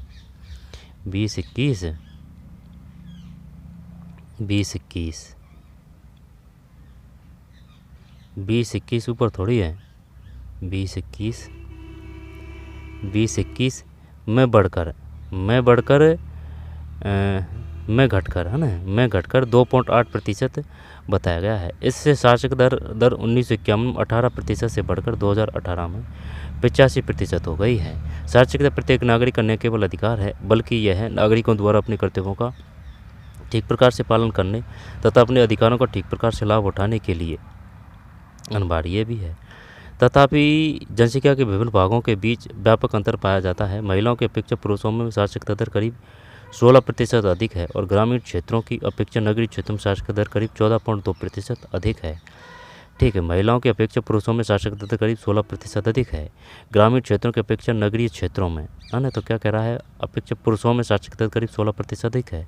ठीक, महिलाओं से कितना प्रतिशत अधिक है, ये है 16%। और जो ग्रामीण क्षेत्रों की जो अपेक्षा नगरीय क्षेत्रों में साक्षरता दर करीब है। ठीक है, दोबारा से देखते हैं। जनसंख्या के विभिन्न भागों के बीच व्यापक अंतर पाया जाता है। महिलाओं की अपेक्षा पुरुषों में साक्षरता दर करीब 16% अधिक है। ग्रामीण क्षेत्रों की अपेक्षा नगरीय क्षेत्रों में साक्षरता दर करीब 14.2% अधिक है। वर्ष 2011 केरल के कुछ जिलों में साक्षरता दर 94% है। कितनी है? 94। ठीक है, 94 है प्रतिशत है, जबकि बिहार में 62% ही है। केरल में कितनी है? 94। वर्ष 1920 प्राथमिक स्कूल प्रणाली भारत के 7,78,842 लाख से भी अधिक गांवों में फैली है। दुर्भाग्यवश स्कूल शिक्षा के इस विस्तार को शिक्षा के निम्न स्तर और पढ़ाई के बीच में छोड़ने की उच्च दर ने कमज़ोर कर दिया है। समग्र शिक्षा यह स्कूली शिक्षा क्षेत्र के लिए एक महत्वपूर्ण कदम है जिसका विस्तार प्री स्कूल से कक्षा 12। जो नई शिक्षा नीति वो क्या है? 5-3-3-4 है। ठीक, 5-3-3-4 नई शिक्षा नीति। 5 का मतलब क्या है? 5 का मतलब है जैसे कि 1 से 5। जब 1 से 5 का मतलब यानी कि इसमें 3 साल है ना, वो तो शुरू की आंगनवाड़ी, बाल वाटिका, प्री वाटिका है वो हो जाएगी, और फिर जो 1 और 2 क्लास आ जाएगी इसमें 5 में। ठीक है, इसके बाद में 5-3-3 इसका मतलब हो जाएगा यानी कि तीसरी, चौथी, पाँचवीं, ये प्रिपरेटरी स्टेज है, ये फाउंडेशन स्टेज है। इसके बाद में 5-3-3 ये 3 है, इसका मतलब है 6-7-8। ठीक है, इसको क्या बोलते हैं? इसको मिडल बोलते हैं, मिडल। ठीक है, मिडल बोलते हैं, मिडल स्तर बोलते हैं 6 से 8 को। इसके बाद में जो लास्ट की 4 इसका मतलब है 9 से 12, 9 से 12। ठीक, यानी समथिंग क्या है? 12। ठीक, तो एज क्या रहेगी? 14 से 18 एज रहेगी, 14 से 18। शिक्षा नीति क्या है? वो 3 से 18 तक की एज मानी गई है नई शिक्षा नीति के तहत। ठीक है, एक कस्तूरी रंगन ध्यान रखना है, कस्तूरी रंगन ध्यान रखना है और एक निसंग ध्यान रखना है। ठीक है, 12 तक है, जिसका व्यापक लक्ष्य स्कूली। आगे चलते हैं। जिसका व्यापक लक्ष्य स्कूली शिक्षा के लिए समान अवसरों में समान शिक्षण परिणामों के संदर्भ में स्कूल की प्रभावशीलता में सुधार करना है। इस योजना में स्कूल को प्री स्कूल, प्राथमिक, मिडिल से माध्यमिक स्तर तक की है ना, और वो जो मातृभाषा है ना उसकी शिक्षा अगर ज़रूरत पड़े तो प्रिपरेटरी स्टेज तो ही है, लेकिन मिडिल स्तर तक की बढ़ाने की भी बात कही गई है ज़रूरत अगर पड़ी तो, यानी कि 6 से लेकर 8वीं तक। प्राथमिक, मिडिल से माध्यमिक स्तर तक की एक सतत प्रक्रिया के रूप में परिकलित किया गया है। इसका उद्देश्य शिक्षा के लिए सतत विकास लक्ष्य SDG के अनुरूप प्री स्कूल से माध्यमिक स्तर तक समावेशी और समान गुणवत्ता वाली शिक्षा सुनिश्चित करना है। कक्षा में बच्चों की उपस्थिति को बढ़ावा देने, बच्चों के धारण और उनकी पोषण स्थिति प्रदान करने के लिए दोपहर के भोजन है ना, बच्चों के धारण और उनकी पोषण स्थिति में सुधार करने के लिए की योजना क्रियान्वित की जा रही है। इन नीतियों में भारत में शिक्षित लोगों की संख्या में वृद्धि हो सकती है। आगे चलते हैं। 12वीं योजना में उच्च शिक्षा में 18 से 23 वर्ष आयु वर्ग के नामांकन में 27% तक 20-21 में रही है, यानी कि 18 से 23 वर्ष आयु वर्ग के नामांकन में 27% तक 20-21 में रही है। यह विश्व औसतन प्रतिशत मिलती जुलती है। यह रणनीतिक पहुंच में वृद्धि, गुणवत्ता, राज्यों के लिए विशेष पाठ्यक्रम परिवर्तन को स्वीकार करना, व्यवसायीकरण तथा सूचना प्रौद्योगिकी के उपयोग का जाल बिछाने पर केंद्रित है। प्रयास दूरस्थ शिक्षा, औपचारिक, अनौपचारिक, दूरस्थ तथा संचार प्रौद्योगिकी शिक्षा देने वाले शिक्षण संस्थानों के अभिसरण पर भी केंद्रित है। प्रयास दूरस्थ शिक्षा, औपचारिक, अनौपचारिक, दूरस्थ तथा संचार प्रौद्योगिकी की शिक्षा देने वाले शिक्षण संस्थानों के अभिसरण पर भी केंद्रित है। पिछले 60 वर्षों में विशेष क्षेत्रों में उच्च शिक्षा देने वाले शिक्षण संस्थाओं तथा विश्वविद्यालय की संख्या में महत्वपूर्ण वृद्धि हुई है। 1951 से 2019-20 के बीच कॉलेजों तथा विश्वविद्यालयों की संख्या में वृद्धि, छात्रों के नामांकन तथा अध्यापकों की भर्ती को सारणी 2.1 में देखिए। ठीक है,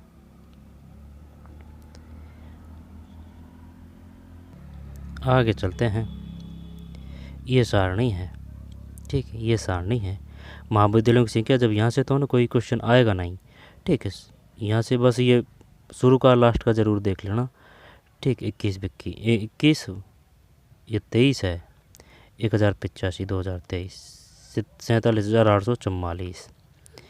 आगे चलते हैं। अखिल भारतीय उच्चतर शिक्षा सर्वेक्षण उपलब्ध अनंतिम गणना, पिछले 5 वर्ष के दौरान नामांकन में साधारण औसत वृद्धि का अनुमान। इसके बाद में आगे चलते हैं। अब जो छूट गया है ना उसको देख लेते हैं, ये पूरा ही काम का था इसमें। अपने विद्यालय या अपने पड़ोस के सह शिक्षा विद्यालय में पढ़ने वाले लड़के और लड़कियों की गणना करें। अपने स्कूल प्रशासक से कहें कि वे आपके लड़के और लड़कियों की संख्या के आंकड़े उपलब्ध कराएं। अगर उनमें कोई अंतर है तो उसका अध्ययन करें, कक्षा में इसका कारण समझाएं।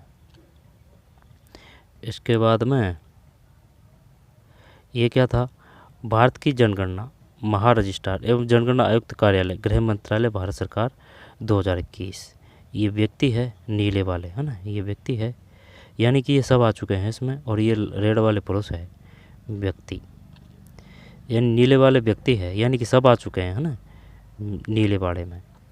तो 1951 में ये था, रेड है जो पुरुष है, ठीक है, और ये नीले वाले इसमें पुरुष और महिला दोनों हैं। इसके बाद में, और ये हरा का मतलब नहीं दिख रहा है, हरा का मतलब क्या है, तो 1951, 1961, 1971, 1981 अगर देखा जाए तो क्रम धीरे धीरे बढ़ ही रहा है। 1981, 91, फिर 2001, फिर 2011, फिर 11 से 17 बराबर ही है, ठीक, 11 और 17, 2001 से 11, फिर 2017, ठीक है, यानी कि जो शासक है वो लगभग में हो चुके हैं पूरे। व्यक्ति एक सकारात्मक परिसंपत्ति और एक कीमती राष्ट्रीय संसाधन है जिसे बड़ी सहजता से, गतिशीलता और सावधानीपूर्वक संजोने, पोषित करने तथा विकसित करने की आवश्यकता है। प्रत्येक व्यक्ति का विकास समस्याओं और आवश्यकताओं की एक विभिन्न श्रृंखला है। इस जटिल और गतिशील विकास प्रक्रिया में शिक्षा की उत्प्रेरक भूमिका को बहुत सावधानी से तैयार करना चाहिए और बड़ी संवेदनशीलता के साथ क्रियान्वित करना चाहिए। राष्ट्रीय शिक्षा नीति 1986 है ये, ठीक है। विद्यालय के छात्र छात्रा, ठीक है, विद्यालय के छात्र छात्रा और जनसंख्या की गुणवत्ता, शिक्षा, ठीक। आगे चलते हैं, यहाँ से भी क्वेश्चन दे देता है वो कभी कभार। व्यक्ति एक सकारात्मक परिसंपत्ति और कीमती राष्ट्रीय संसाधन है। अब वो ये पूछेगा, बताइए निम्नलिखित में कौन सा कीमती राष्ट्रीय संसाधन है ना, तो वो सब चीज़ें पता होना चाहिए, ठीक है। आगे चलते हैं। नवोदय विद्यालय जैसे 1951, 2017, व्यक्ति और पुरुष। आरेख 2.1 का अध्ययन करें और निम्नलिखित प्रश्नों का उत्तर दें। क्या 1951 से जनसंख्या की साक्षरता दर बढ़ी है? हाँ, बिल्कुल बढ़ी है। किस वर्ष भारत में साक्षरता दर सर्वाधिक रही? सर्वाधिक रही तो फिर सर्वाधिक तो ये तो 11 में ही रही थी। इसके बाद में भारत में पुरुष साक्षरता दर अधिक क्यों है? पुरुषों की अपेक्षा महिलाएं कम शिक्षित क्यों हैं? आप भारत में लोगों की साक्षरता दर का परिकल्पन कैसे करेंगे? 2025 में भारत की साक्षरता दर का आपका पूर्वानुमान क्या है? ठीक भाई, पूर्वानुमान क्या है? क्रियाकलाप पे आ जाइए। अपने विद्यालय या अपने पड़ोस के सह शिक्षा विद्यालय में पढ़ने वाले लड़के हैं, ये देख चुके हैं, कोई दिक्कत नहीं है, ठीक है। ये डाटा है ना, ये याद करना ही पड़ेगा आपको, ठीक है। इसको दोबारा देख लेंगे। आगे चलते हैं। सारणी 2.1 की कक्षा में चर्चा करें तथा निम्न प्रश्नों का उत्तर दें। क्या विद्यार्थियों की बढ़ती हुई संख्या को प्रवेश देने के लिए कॉलेजों की संख्या में वृद्धि पर्याप्त है? क्या आप सोचते हैं कि हमें विश्वविद्यालयों की संख्या बढ़ानी चाहिए? वर्ष 1950-51 से वर्ष 1998-99 तक शिक्षकों की संख्या में कितनी वृद्धि हुई है? 50-51 से 98-99 तक शिक्षकों की। भावी महाविद्यालयों और विश्वविद्यालयों के बारे में आपका क्या विचार है? स्वास्थ्य पाइए भाई। प्रमुख उद्देश्य लाभ को अधिकतम करना है। क्या आप सोचते हैं ना स्वास्थ्य? कि कोई भी फर्म ऐसे व्यक्तियों को रोजगार देने के लिए प्रेरित होगी जो खराब स्वास्थ्य होने के कारण स्वस्थ श्रमिकों के बराबर कार्य नहीं कर पाए। फर्म का उद्देश्य लाभ को अधिकतम करना है ना। कंपनी मान सकते हैं। क्या आप सोचते हैं कि कोई भी फर्म यानी कंपनी ऐसे व्यक्तियों को रोजगार देने के लिए प्रेरित होगी जो खराब स्वास्थ्य होने के कारण स्वस्थ श्रमिकों के बराबर कार्य नहीं कर पाए? नहीं, कोई नहीं अपनाएगा। किसी व्यक्ति का स्वास्थ्य उसे अपनी क्षमता को प्राप्त करने और बीमारियों से लड़ने की ताकत देता है। ऐसा कोई भी अस्वस्थ स्त्री पुरुष संगठन के समग्र विकास में अपने योगदान को अधिकतम करने में सक्षम नहीं होगा। वास्तव में स्वास्थ्य अपना कल्याण करने का एक अपर्याय आधार है। इसलिए जनसंख्या की स्वास्थ्य स्थिति को सुधारना किसी भी देश की प्राथमिकता होती है। अधिकतम करने में सक्षम नहीं होगा। वास्तव में स्वास्थ्य अपना कल्याण करने का एक अपर्याय आधार है। क्या है? वास्तव में स्वास्थ्य अपना कल्याण करने का एक अपर्याय आधार है। काफ़ी बड़ी बात है ये। इसलिए जनसंख्या की स्वास्थ्य स्थिति को सुधारना किसी भी देश की प्राथमिकता होती है। हमारी राष्ट्रीय नीति का लक्ष्य भी जनसंख्या के अल्प सुविधा प्राप्त वर्गों पर विशेष ध्यान देते हुए स्वास्थ्य सेवाओं, परिवार कल्याण है ना। अब जैसे कि माँ योजना है, राजस्थान में 25 लाख तक का निःशुल्क इलाज है, वो इसी आधार पर है, प्राथमिकता होती है। हमारी राष्ट्रीय नीति का लक्ष्य भी जनसंख्या के अल्प सुविधा प्राप्त वर्गों पर विशेष ध्यान देते हुए स्वास्थ्य सेवाओं, परिवार कल्याण, पौष्टिक सेवा तक इनकी पहुंच को बेहतर बनाना है। पिछले 5 दशकों में भारत ने सरकारी और निजी क्षेत्र मतलब व्यवसाय, प्राथमिक, द्वितीयक, तृतीयक सेवाओं के लिए अपेक्षित एक विस्तृत स्वास्थ्य आधारित संरचना और जनशक्ति का निर्माण किया है ना। जब ये एकदम कतई एकदम काम का है। ये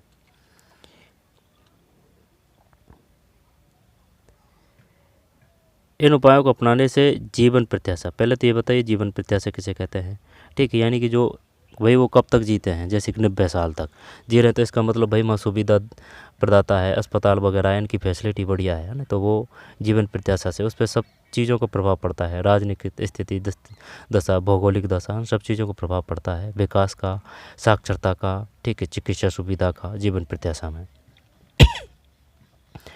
2016 में 69.4 वर्ष अधिक हो गई है। शिशु मृत्यु दर 1951 के 147 से घटकर 2020 में 28 पर आ गई है। इसी अवधि में अशोधित जन्म दर 20.0 2018 और मृत्यु दर 6 2018 पर आ गई है। जीवन प्रत्याशा में वृद्धि, शिशु देखभाल में सुधार देश के आत्मविश्वास को भावी प्रगति के साथ आंकने के लिए उपयोगी है। आयु में वृद्धि आत्मविश्वास के साथ जीवन की उत्तम गुणवत्ता का सूचक है। शिशुओं की संक्रमण से रक्षा तथा माताओं के साथ बच्चों की देखभाल और पोषण सुनिश्चित करने से शिशु मृत्यु दर घटती है। ठीक भाई। राष्ट्रीय स्वास्थ्य प्रोफाइल 2022 जिसे देखा 29/9/21 6/2/2024 भारत के महाराष्ट्र एवं जनगणना आयोग का कार्यालय। ठीक है, दोबारा से देखते हैं।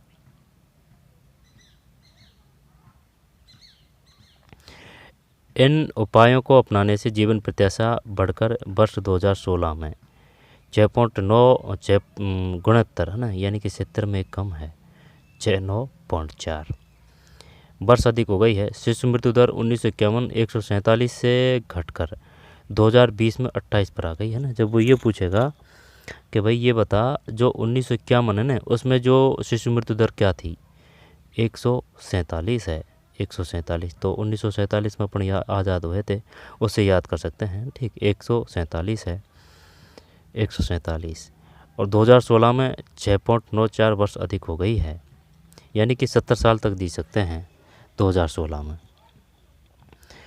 2020 में 28 पर आ गई है, तो 20 में 28 51 में 147 थी। इसी अवधि में अशोधित जन्म दर 20.0 2018 के हिसाब से, ठीक है, जन्म दर कितनी है, 20 है। मृत्यु दर कितनी है, 6 है। जीवन प्रत्याशा में वृद्धि और शिशु देखभाल में सुधार देश के आत्मविश्वास को भावी प्रगति के साथ आंकने के लिए उपयोगी है। आयु में वृद्धि आत्मविश्वास के साथ जीवन की उत्तम गुणवत्ता का सूचक है। शिशुओं की संक्रमण से रक्षा तथा माताओं के साथ बच्चों की देखभाल और पोषण सुनिश्चित करने से शिशु मृत्यु दर घटती है। तो ये काम का है।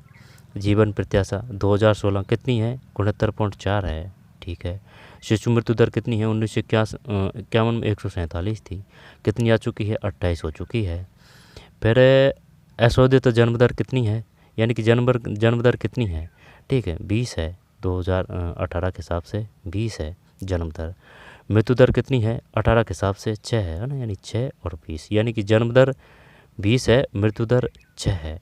जीवन प्रत्याशा में वृद्धि, शिशु देखभाल सुधार, ठीक है। तो ये था इसमें एकदम लेटेस्ट अपडेट है। स्वास्थ्य केंद्र, स्वास्थ्य केंद्र की जांच के लिए एक पंक्ति में खड़े हुए बच्चे। 1951 से 2020 तक औषधालयों की संख्या में कितनी प्रतिशत वृद्धि हुई? 1951 से 20 तक डॉक्टर और नर्सिंग कर्मियों कितनी प्रतिशत में वृद्धि हुई? शिशु मृत्यु दर से अभिप्राय 1 वर्ष से कम आयु के शिशु की मृत्यु से है। जन्म दर से अभिप्राय एक विशेष अवधि में प्रति 1000 व्यक्तियों के पीछे जन्म लेने वाले शिशुओं की संख्या से है। मृत्यु दर से अभिप्राय एक विशेष अवधि में प्रति 1000 व्यक्तियों के पीछे मरने वाले लोगों की संख्या से है। दोबारा से देख लेते हैं। शिशु मृत्यु दर किसे कहते हैं? 1 वर्ष में कम आयु के शिशु की मृत्यु से है। तो ये 0 से 6 है ना, 0 से 6 शिशु मृत्यु दर। जन्म दर से अभिप्राय एक विशेष अवधि में है ना, यानी कि साल भर में प्रति 1000 व्यक्तियों के पीछे जन्म लेने वाले शिशुओं की संख्या से है। ठीक है, जन्म दर हो गया, शिशु मृत्यु दर हो गया। मृत्यु दर से अभिप्राय एक विशेष अवधि में प्रति 1000 व्यक्तियों के पीछे मरने वाले लोगों की संख्या से है। ठीक, मृत्यु दर यानी कि 1000 पुरुषों पर, जन्म दर 1000 व्यक्तियों पर के पीछे जन्म लेने वाले, और शिशु मृत्यु दर वर्ष में कम आयु के शिशु मृत्यु दर से है। आगे चलते हैं। ठीक, अब ये इतना पॉइंट देख चुके हैं, इनमें कोई दिक्कत नहीं है। ठीक है, आगे चलते हैं। ये डाटा याद रख लेना भाई। ठीक, 2022 थी 47,844, 1085। वैसे ज़्यादातर आएगा, शायद 10% चांस है। ठीक है, ये नहीं आएगा, अब तक तो आया नहीं है। कॉलेजों विश्वविद्यालयों की संख्या में वृद्धि है ना, लेकिन ये और जो बाकी डिटेल है ना वो आएंगी पक्की। ठीक, शिक्षक का योजना परिव्यय पहली पंचवर्षीय योजना में 151 करोड़ था, 2020-21 में 99,300 करोड़ हो चुका है।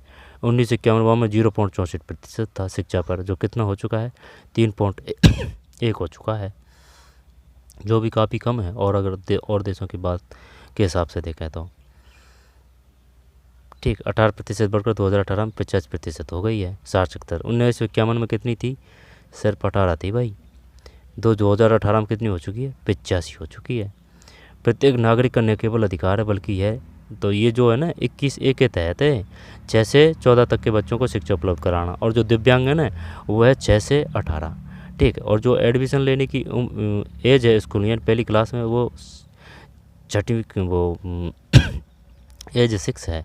वो RTE 21 वो 2009 है ना, उसके तहत है ये 21, ये जो छठी एज है। और NCERT के हिसाब से जो नई शिक्षा नीति ने 5-3-4, उसमें बच्चे की एज वो 3 मानी है, यानी कि वो प्री वाटिका बाल वाटी में पढ़ेगा 3 साल। ठीक है, इसके बाद में छठी कक्षा में वो पहली कक्षा में एडमिशन लेगा। आगे चलते हैं।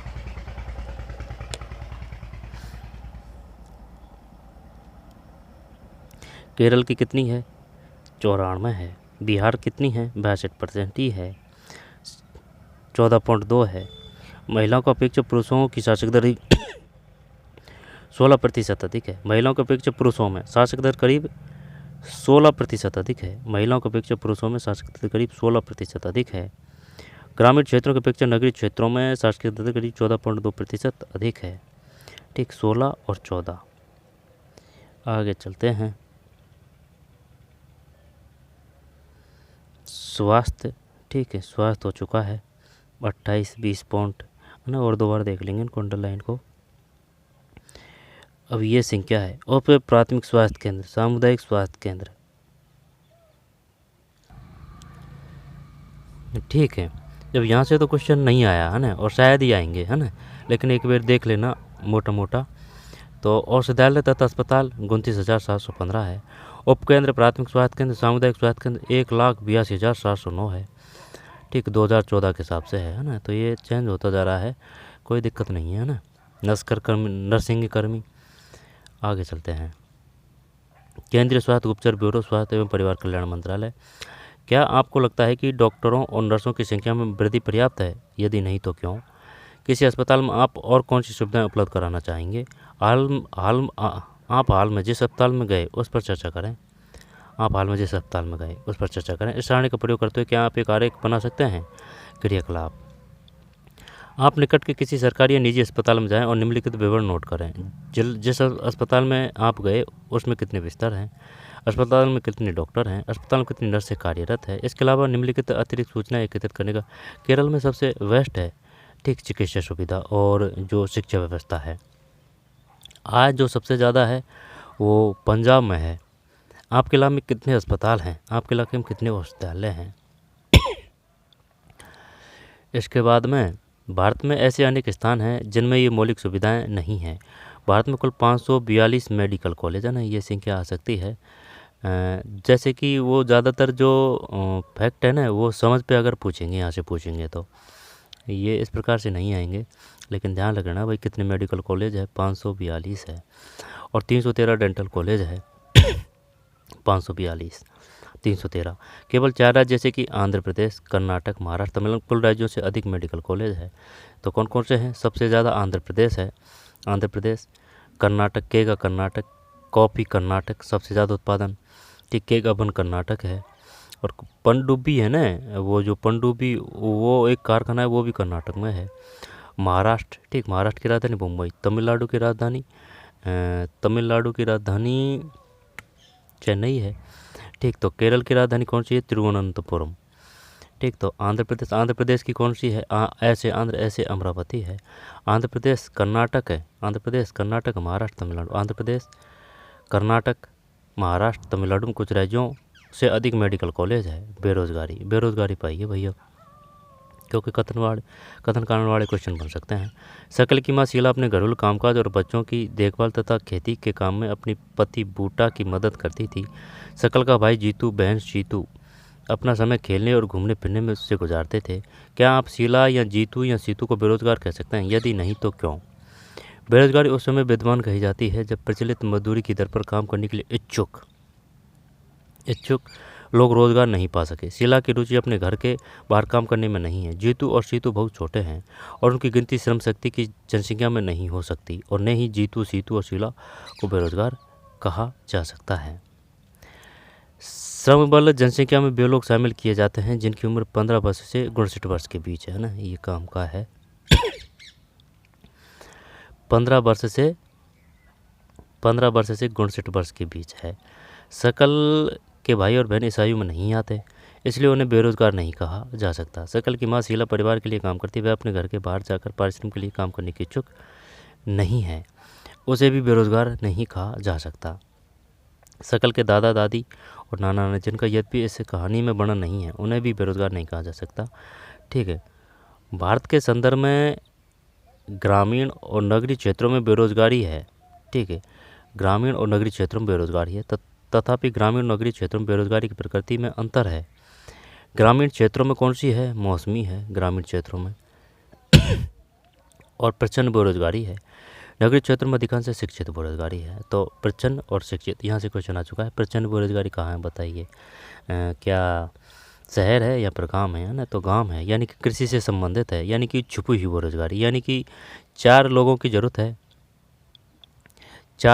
ज़रूरत है और उस पे 8 लोग करते हैं उस काम को, ठीक है ना, तो वो होती है प्रचंड बेरोजगारी, ठीक है। आगे चलते हैं। शिक्षित बेरोजगारी, मौसमी और प्रचंड बेरोजगारी। मौसमी बेरोजगारी तब होती है जब लोग वर्ष के कुछ महीनों में रोजगार प्राप्त नहीं कर पाते, ठीक है, कृषि पर आधारित लोग आमतौर पर इस तरह की समस्या से जूझते हैं। वर्ष में कुछ व्यस्त मौसम होते हैं जब बुआई, कटाई, निराई और गड़ाई होती है। कुछ विशेष महीनों में कृषि पर आश्रित लोगों को अधिक काम नहीं मिल पाता, ठीक है, नहीं मिल पाता। प्रचंड बेरोजगारी के अंतर्गत लोग नियोजित प्रतीत होते हैं, उनके पास भूखंड होता है। अने ये अंतर देख रहा है, और अब जैसे कथन कारण वाले क्वेश्चन देगा ना तो वो पूछ सकता है इसके बारे में। प्रचंड बेरोजगारी से संबंधित कौन से कथन सत्य हैं? के अंतर्गत लोग नियोजित प्रतीत होते हैं, उनके पास भूखंड होता है, ठीक, ज़मीन होती है जहाँ उन्हें काम मिलता है। ऐसा प्राय कृषिगत काम में लगे परिजनों में होता है। किसी काम में 5 लोगों की आवश्यकता होती है लेकिन उसमें 8 लोग लगे होते हैं, ठीक है, ये देख चुके हैं अपन। इनमें 3 लोग अतिरिक्त हैं। ये तीनों इसी खेत पर काम करते हैं जिस पर 5 लोग काम करते हैं। इन तीनों द्वारा किए गए अंशदान 5 लोगों द्वारा किए गए योगदान में कोई बढ़ोतरी नहीं करता है। अगर 3 लोगों को हटा दिया जाए तो खेत की उत्पादकता में कोई कमी नहीं आएगी। खेत में 5 लोगों के काम की आवश्यकता है और 3 अतिरिक्त लोग प्रचंड रूप से बेरोजगार होते हैं, तो वो होती है प्रचंड बेरोजगारी। यानी ज़रूरत है 3 लोगों की, लग रहे हैं 5। शहरी क्षेत्रों के मामले में शिक्षित बेरोजगारी की एक सामान्य परिघटना बन गई है। मैट्रिक स्नातक मैट्रिक है ना, शिक्षित बेरोजगारी क्या है ये बता रहा है अब ये। स्नातकोत्तर डिग्रीधारी अनेक युवक रोजगार पाने में असमर्थ है। एक कदम यह बात सामने आई कि मैट्रिक की तुलना में स्नातक और स्नातक युवाओं में बेरोजगारी अधिक तेजी से बढ़ी है। एक विरोधाभासी जनशक्ति स्थिति सामने आई है कि कुछ विशेष श्रेणियों में जनशक्ति के आदि के साथ ही कुछ अन्य श्रेणियों में जनशक्ति की कमी विद्यमान है। एक और तकनीकी अर्हता प्राप्त लोगों के बीच बेरोजगारी है। ठीक है, कुछ जनशक्ति की कमी विद्यमान है, एक और तकनीकी अर्हता प्राप्त लोगों के बीच बेरोजगारी है, तो दूसरी ओर आर्थिक समृद्धि के लिए आवश्यक तकनीकी कौशल की कमी भी है। बेरोजगारी से जनशक्ति संसाधन की बर्बादी होती है। बेरोजगारी से जनशक्ति संसाधन की बर्बादी होती है। युवकों में निराशा और हताशा की भावना होती है। लोगों के पास अपने परिवार का भरण पोषण करने के लिए पर्याप्त मुद्रा नहीं होती। शिक्षित लोगों के साथ जो कार्य करने के इच्छुक हैं और सार्थक रोजगार प्राप्त करने में समर्थ नहीं है, यह एक बड़ा सामाजिक अपव्यय है। बेरोजगारी से आर्थिक बोझ में वृद्धि होती है। कार्यरत जनसंख्या पर बेरोजगारों की निर्भरता पड़ती है। बेरोजगारी से आर्थिक बोझ में वृद्धि होती है। कार्यरत जनसंख्या पर बेरोजगारों की निर्भरता पड़ती है। किसी व्यक्ति और साथ ही साथ समाज के जीवन की गुणवत्ता पर बुरा प्रभाव पड़ता है। जब किसी परिवार को मात्र जीवन निर्वाह स्तर पर रहना पड़ता है और उसके स्वास्थ्य स्तर में एक आम गिरावट आती है, स्कूल प्रणाली से अलगाव में वृद्धि होती है। ठीक है,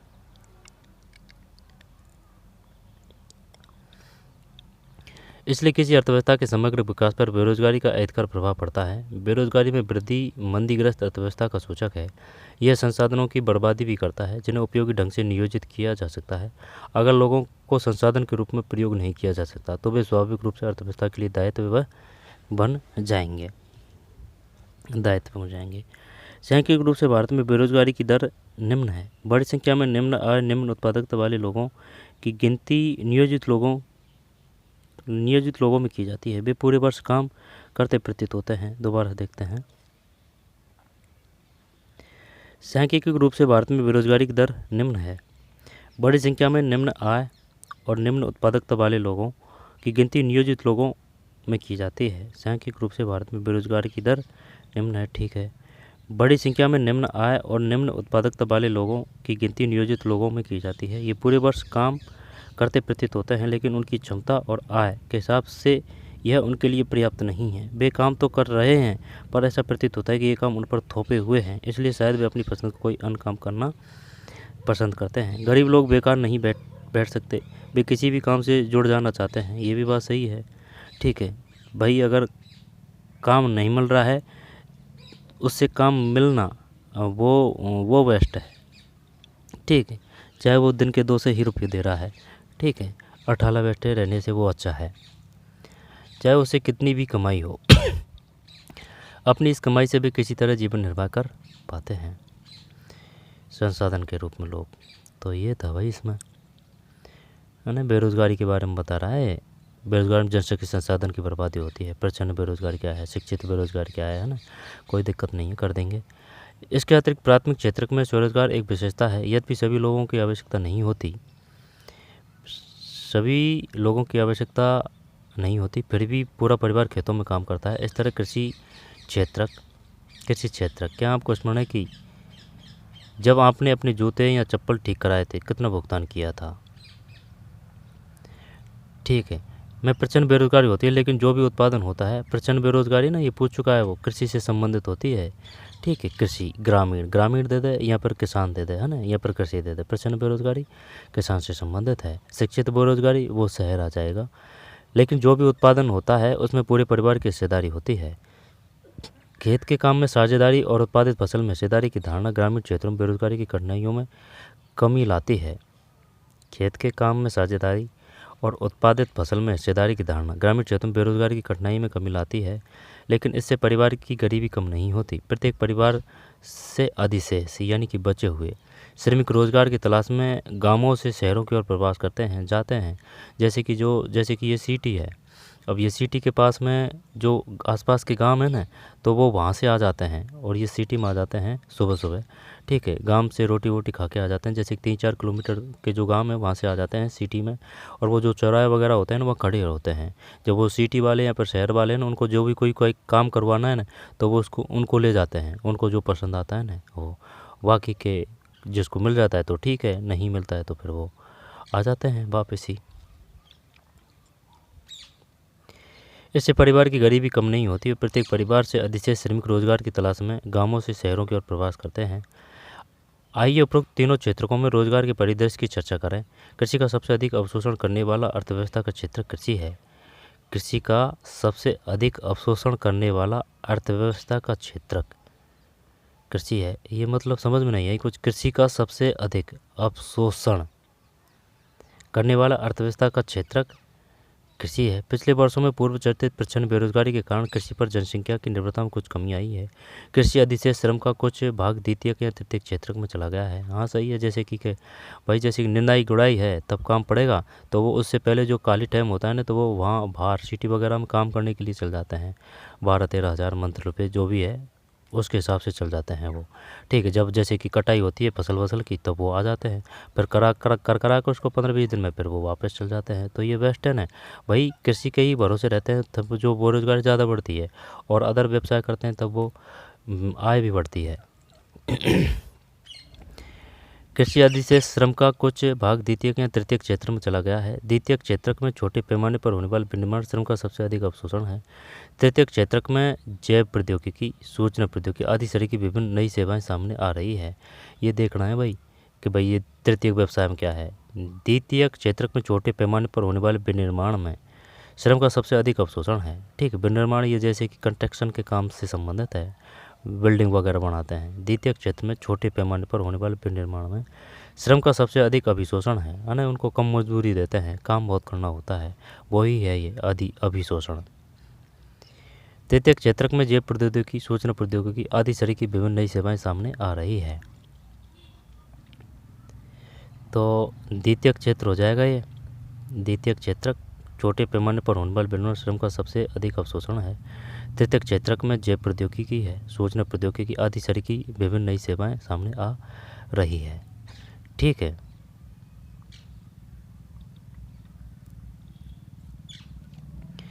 आ रही है। फिर आइए है यह जानने के लिए कहानी पढ़ें कि कैसे लोग अपनी गांव की अर्थव्यवस्था के लिए परिसंपत्ति बन जाते हैं। परिसंपत्ति, अर्थव्यवस्था के लिए परिसंपत्ति। परिसंपत्ति किसे कहते हैं? गांव की अर्थव्यवस्था के लिए परिसंपत्ति बन जाते हैं। एक गांव की कहानी। एक गांव था जिसमें ये उदाहरण दे रखा है ना, और ये सभी गांव पे लागू होती है। प्रत्येक परिवार में इतना उपजा लेता था कि उससे उसके सदस्य खा पी सकें। परिवार के सदस्य अपने कपड़े बुनते, अपने बच्चों को पढ़ाते, और इस तरह प्रत्येक परिवार अपनी आवश्यकताएं स्वयं पूरी कर लेता। उनमें से एक परिवार ने अपने एक बेटे को कृषि महाविद्यालय में भेजने का फैसला किया। लड़के को निकट के कृषि महाविद्यालय में प्रवेश मिल गया। कुछ समय पश्चात वह कृषि इंजीनियर की योग्यता प्राप्त कर गांव वापस लौट आया।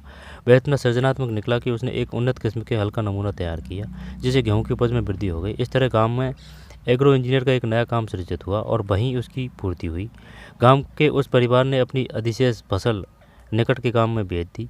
उन्हें इससे अच्छा लाभ हुआ, जिससे उन्होंने आपस में बांट लिया। इस सफलता से प्रेरित होकर कुछ समय पश्चात गांव के सभी परिवारों ने एक बैठक की कि वे अपने बच्चों के लिए भी बेहतर भविष्य चाह रहे थे। उन्होंने पंचायत में गांव में एक स्कूल खोलने का अनुरोध किया।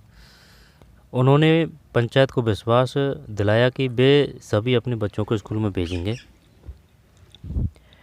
पंचायत ने सरकार की मदद से एक स्कूल खोल दिया। निकट के कस्बे से एक शिक्षक की नियुक्ति की गई। इस गांव के सभी बच्चे स्कूल जाने लगे। कुछ समय पश्चात गांव में एक परिवार ने अपनी एक लड़की को सिलाई का प्रशिक्षण दिलाया। वह अब गांव के सभी लोगों के लिए कपड़े सीने लगी, क्योंकि अब सभी लोग अच्छे ढंग से सिले कपड़े पहनना चाहते थे। इस तरह दर्जी का एक नया काम सृजित हुआ। इसका एक और सकारात्मक प्रभाव हुआ कि किसानों को कपड़े खरीदने के लिए दूर जाने में लगने वाला समय अब बचने लगा। ठीक है, किसान खेतों में अधिक समय लगाने लगे थे। किसान खेतों में अधिक समय लगाने लगे थे, इसलिए उपज बढ़ गई। यह समृद्धि का आरंभ था। किसानों के पास उपभोग से अधिक वस्तुएं थी। अब वे अपने उत्पाद उन लोगों को बेच सकते थे जो उन गांवों के बाजार में आते थे। समय के साथ साथ वह गांव जहां प्रारंभ में किसी नए काम का औपचारिक रूप से कोई अवसर नहीं था, शिक्षक, दर्जी, एग्रो इंजीनियर, अन्य तरह के लोगों से परिपूर्ण हो गया। यह एक साधारण गांव की कहानी थी जहां मानव पूंजी के उठते स्तर ने उसे जटिल और आधुनिक आर्थिक क्रियाकलापों के स्थल के रूप में विकसित बनाया।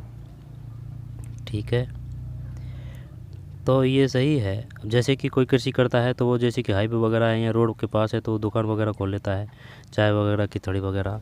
ठीक है, या फिर जैसे कोई और कार्य है वो करने लग जाता है ना, तो उससे काफ़ी आय बढ़ती है। ठीक है,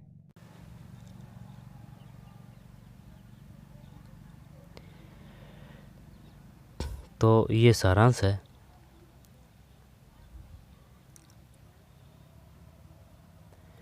आपने देखा कि शिक्षा और स्वास्थ्य के समान आगतें किस प्रकार लोगों की अर्थव्यवस्था के लिए परिसंपत्ति बनाने में सहायता करती है। इस अध्याय में अर्थव्यवस्था के तीनों क्षेत्रों में होने वाली आर्थिक क्रियाओं के विषय में चर्चा की गई है।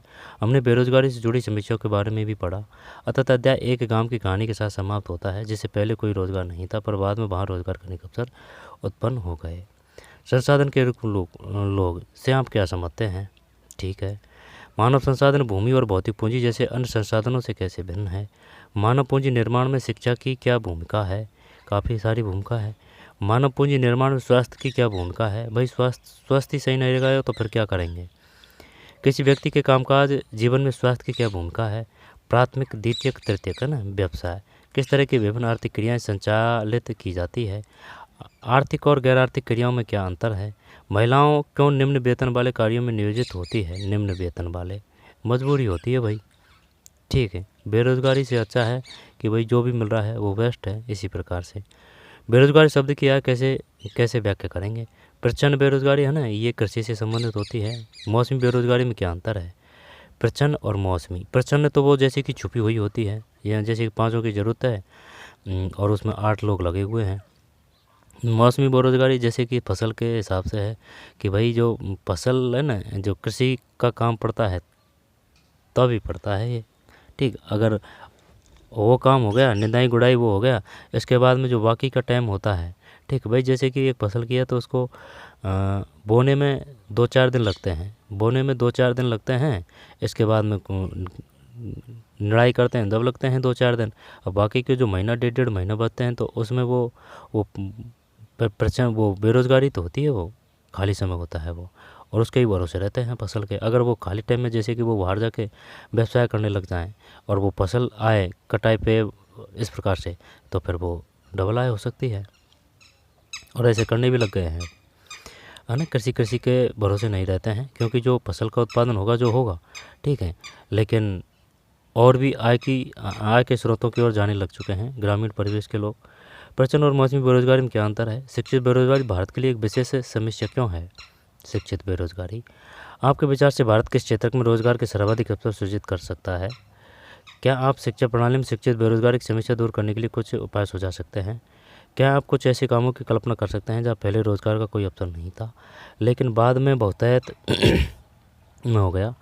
किसी पूंजी को आप सबसे अच्छा मानते हैं? किस पूंजी को आप सबसे अच्छा मानता है? भूमि, श्रम, भौतिक पूंजी और मानव पूंजी। क्यों? ठीक, संसाधन के रूप में लोग। तो ये पार्ट था। अब है ना, जो रहा है उसको और देख लेते हैं। ठीक है, औपचारिक ये कहानी थी, इसके बाद में ये सांख्यिक, ठीक है, पर रहता है। स्वास्थ्य क्षेत्र में एक आय में गिरावट आती है। स्कूल प्रणाली अलगाव में वृद्धि होती है। स्कूल प्रणाली से अलगाव में वृद्धि होती है। इसके बाद में बेरोजगार से जनशक्ति संसाधन की बर्बादी होती है। ठीक, जनशक्ति कमी, बेरोजगारी प्रचंड नहीं है ना, प्रचंड बेरोजगारी से आ चुका है। 15 से 59 ध्यान रखना है, 15 से 59। इसके बाद में क्रियाकलाप, ठीक है, ये पढ़ चुके हैं। बेरोजगारी, जीतू बहन सीतू, 542, 313। ठीक है, 1951 से 2020 विश्वविद्यालयों की संख्या। फिर मृत्यु दर 2018, जीवन प्रत्याशा कितनी है? जीवन प्रत्याशा 2016 में 6 यानी 69.70 ही लाख रख ले, है ना, 70। शिशु मृत्यु दर 1951 में 147 थी, 47 से याद कर सकते हैं और एक और लगा देते हैं 147।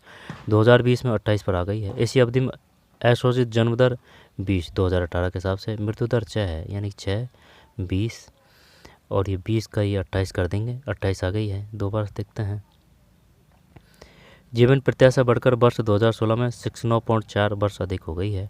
शिशु मृत्यु दर 1951 में 147 से 28 पर आ गई है। ठीक, 1951 में कितनी थी? 147। जन्म दर 20 है, मृत्यु दर 6 है जीवन प्रत्याशा में। ठीक है, आगे चलते हैं। फिर 62% ये काम का है, 2.8% बताया गया है। इससे साक्षरता दर 1951 के 18% से बढ़कर 18 में 85% हो गई, यानी कि 1951 में सिर्फ 18% थी। ठीक है, 51 में सिर्फ 18% थी, 18 में 85। जनसंख्या के विभिन्न भागों के बीच व्यापक अंतर पाया जाता है। महिलाओं की अपेक्षा पुरुषों में साक्षरता दर करीब 16% अधिक है, 16% महिलाओं की अपेक्षा पुरुषों में। साक्षरता दर करीब 16% अधिक है। ग्रामीण क्षेत्रों की अपेक्षा नगरीय क्षेत्रों में साक्षरता दर करीब 14.2% अधिक है। महिलाओं की अपेक्षा पुरुषों में साक्षरता दर करीब 16% अधिक है। कितने हैं अधिक? 16 है, ध्यान रखना, क्योंकि वो 14, 15, 16, 17 इस प्रकार से ऑप्शन देगा।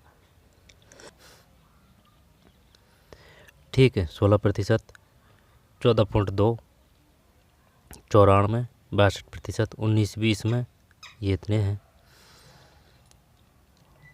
ठीक है, 27%, 18 से 23, 12वीं पश्चिमी उच्च शिक्षा में 18 से 23 वर्ष आयु के नामांकन 27% 2020-21 में रही है। इसके बाद ये देख लेना अच्छी तरीके से, है ना। ये अंडरलाइन है ना, ये काम के हैं। ठीक है, बाजार क्रियाएं, गैर बाजार क्रियाएं, प्राथमिक, द्वितीयक, स्वस्थ लोग, ऊंचाई, वैज्ञानिक अनुसंधान, यही मानव पूंजी है, स्वास्थ्य सुविधाओं, सकल राष्ट्रीय उत्पाद। ठीक, जब शिक्षा प्रशिक्षण, तो ये पाठ था। ठीक है, ये पाठ था, दोबारा से देख लीजिए। ये पाठ था सकल की कहानी। ठीक है, फिर विलास की कहानी, तृतीयक व्यवसाय में कौन कौन से हैं, प्राथमिक व्यवसाय में कौन कौन से हैं, प्राथमिक, तृतीयक, है ना, प्राथमिक, द्वितीयक और तृतीयक। प्राथमिक क्षेत्र कृषि, वानिकी, पशुपालन, मत्स्य पालन, मुर्गी पालन, खनन व उत्खनन शामिल है। द्वितीयक में कौन कौन से हैं? द्वितीयक क्षेत्र में विनिर्माण शामिल है ना, विनिर्माण, सिर्फ विनिर्माण एक है इसमें। तृतीयक क्षेत्र में व्यापार, परिवहन, संचार, बैंकिंग, बीमा, शिक्षा, स्वास्थ्य, पर्यटन सेवाएं आदि है। ठीक है, इसके बाद में आगे चलते हैं।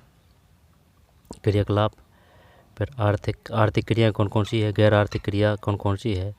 ठीक, जनसंख्या की गुणवत्ता क्या है, जीवन प्रत्याशा क्या है, शिक्षा, है ना, इससे क्वेश्चन आ सकते हैं। इसके बाद में 1951 में कितना % था, 20-21 में, है ना, तो ये बजट इतना हो चुका है 151 करोड़ से 99,300 हो चुका है, 3.1 हो चुका है, जो 0.64 था। ठीक है, प्री स्कूल, प्राथमिक, मिडिल, माध्यमिक स्तर 1951 85%, 14, 16, 62% है। बिहार की कितनी है? 62। साक्षरता दर केरल की कितनी है? 94 है। ठीक, 1951 1920 के बीच कॉलेज तथा विद्यालय की संख्या में वृद्धि। फिर जीवन प्रत्याशा है 1951 147 से घटकर 2020 में 28, ये 6, 20। ठीक, मृत्यु दर 6 है, जन्म दर कितनी है? 20 है 18 के हिसाब से। फिर ये फैक्ट है कुछ, बेरोज़गारी क्या है? ठीक है, 15 से 59 वर्ष के बीच है। फिर बेरोज़गार नहीं कहा जा सकता, इसलिए इन्हें बेरोज़गार नहीं कहा जा सकता। मौसमी, प्रचंड बेरोज़गारी, शिक्षित बेरोज़गार। ठीक, प्रचंड बेरोज़गारी क्या है? ठीक, कृषि से संबंधित है ये।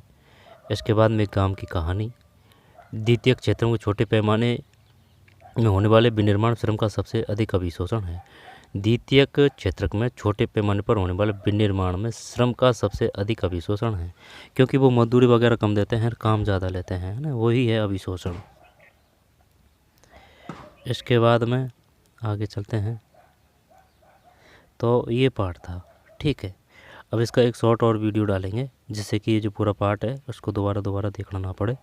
तो चलिए पढ़ते रहिए, मेहनत करते रहिए, मिलते हैं कोई और वीडियो में। धन्यवाद।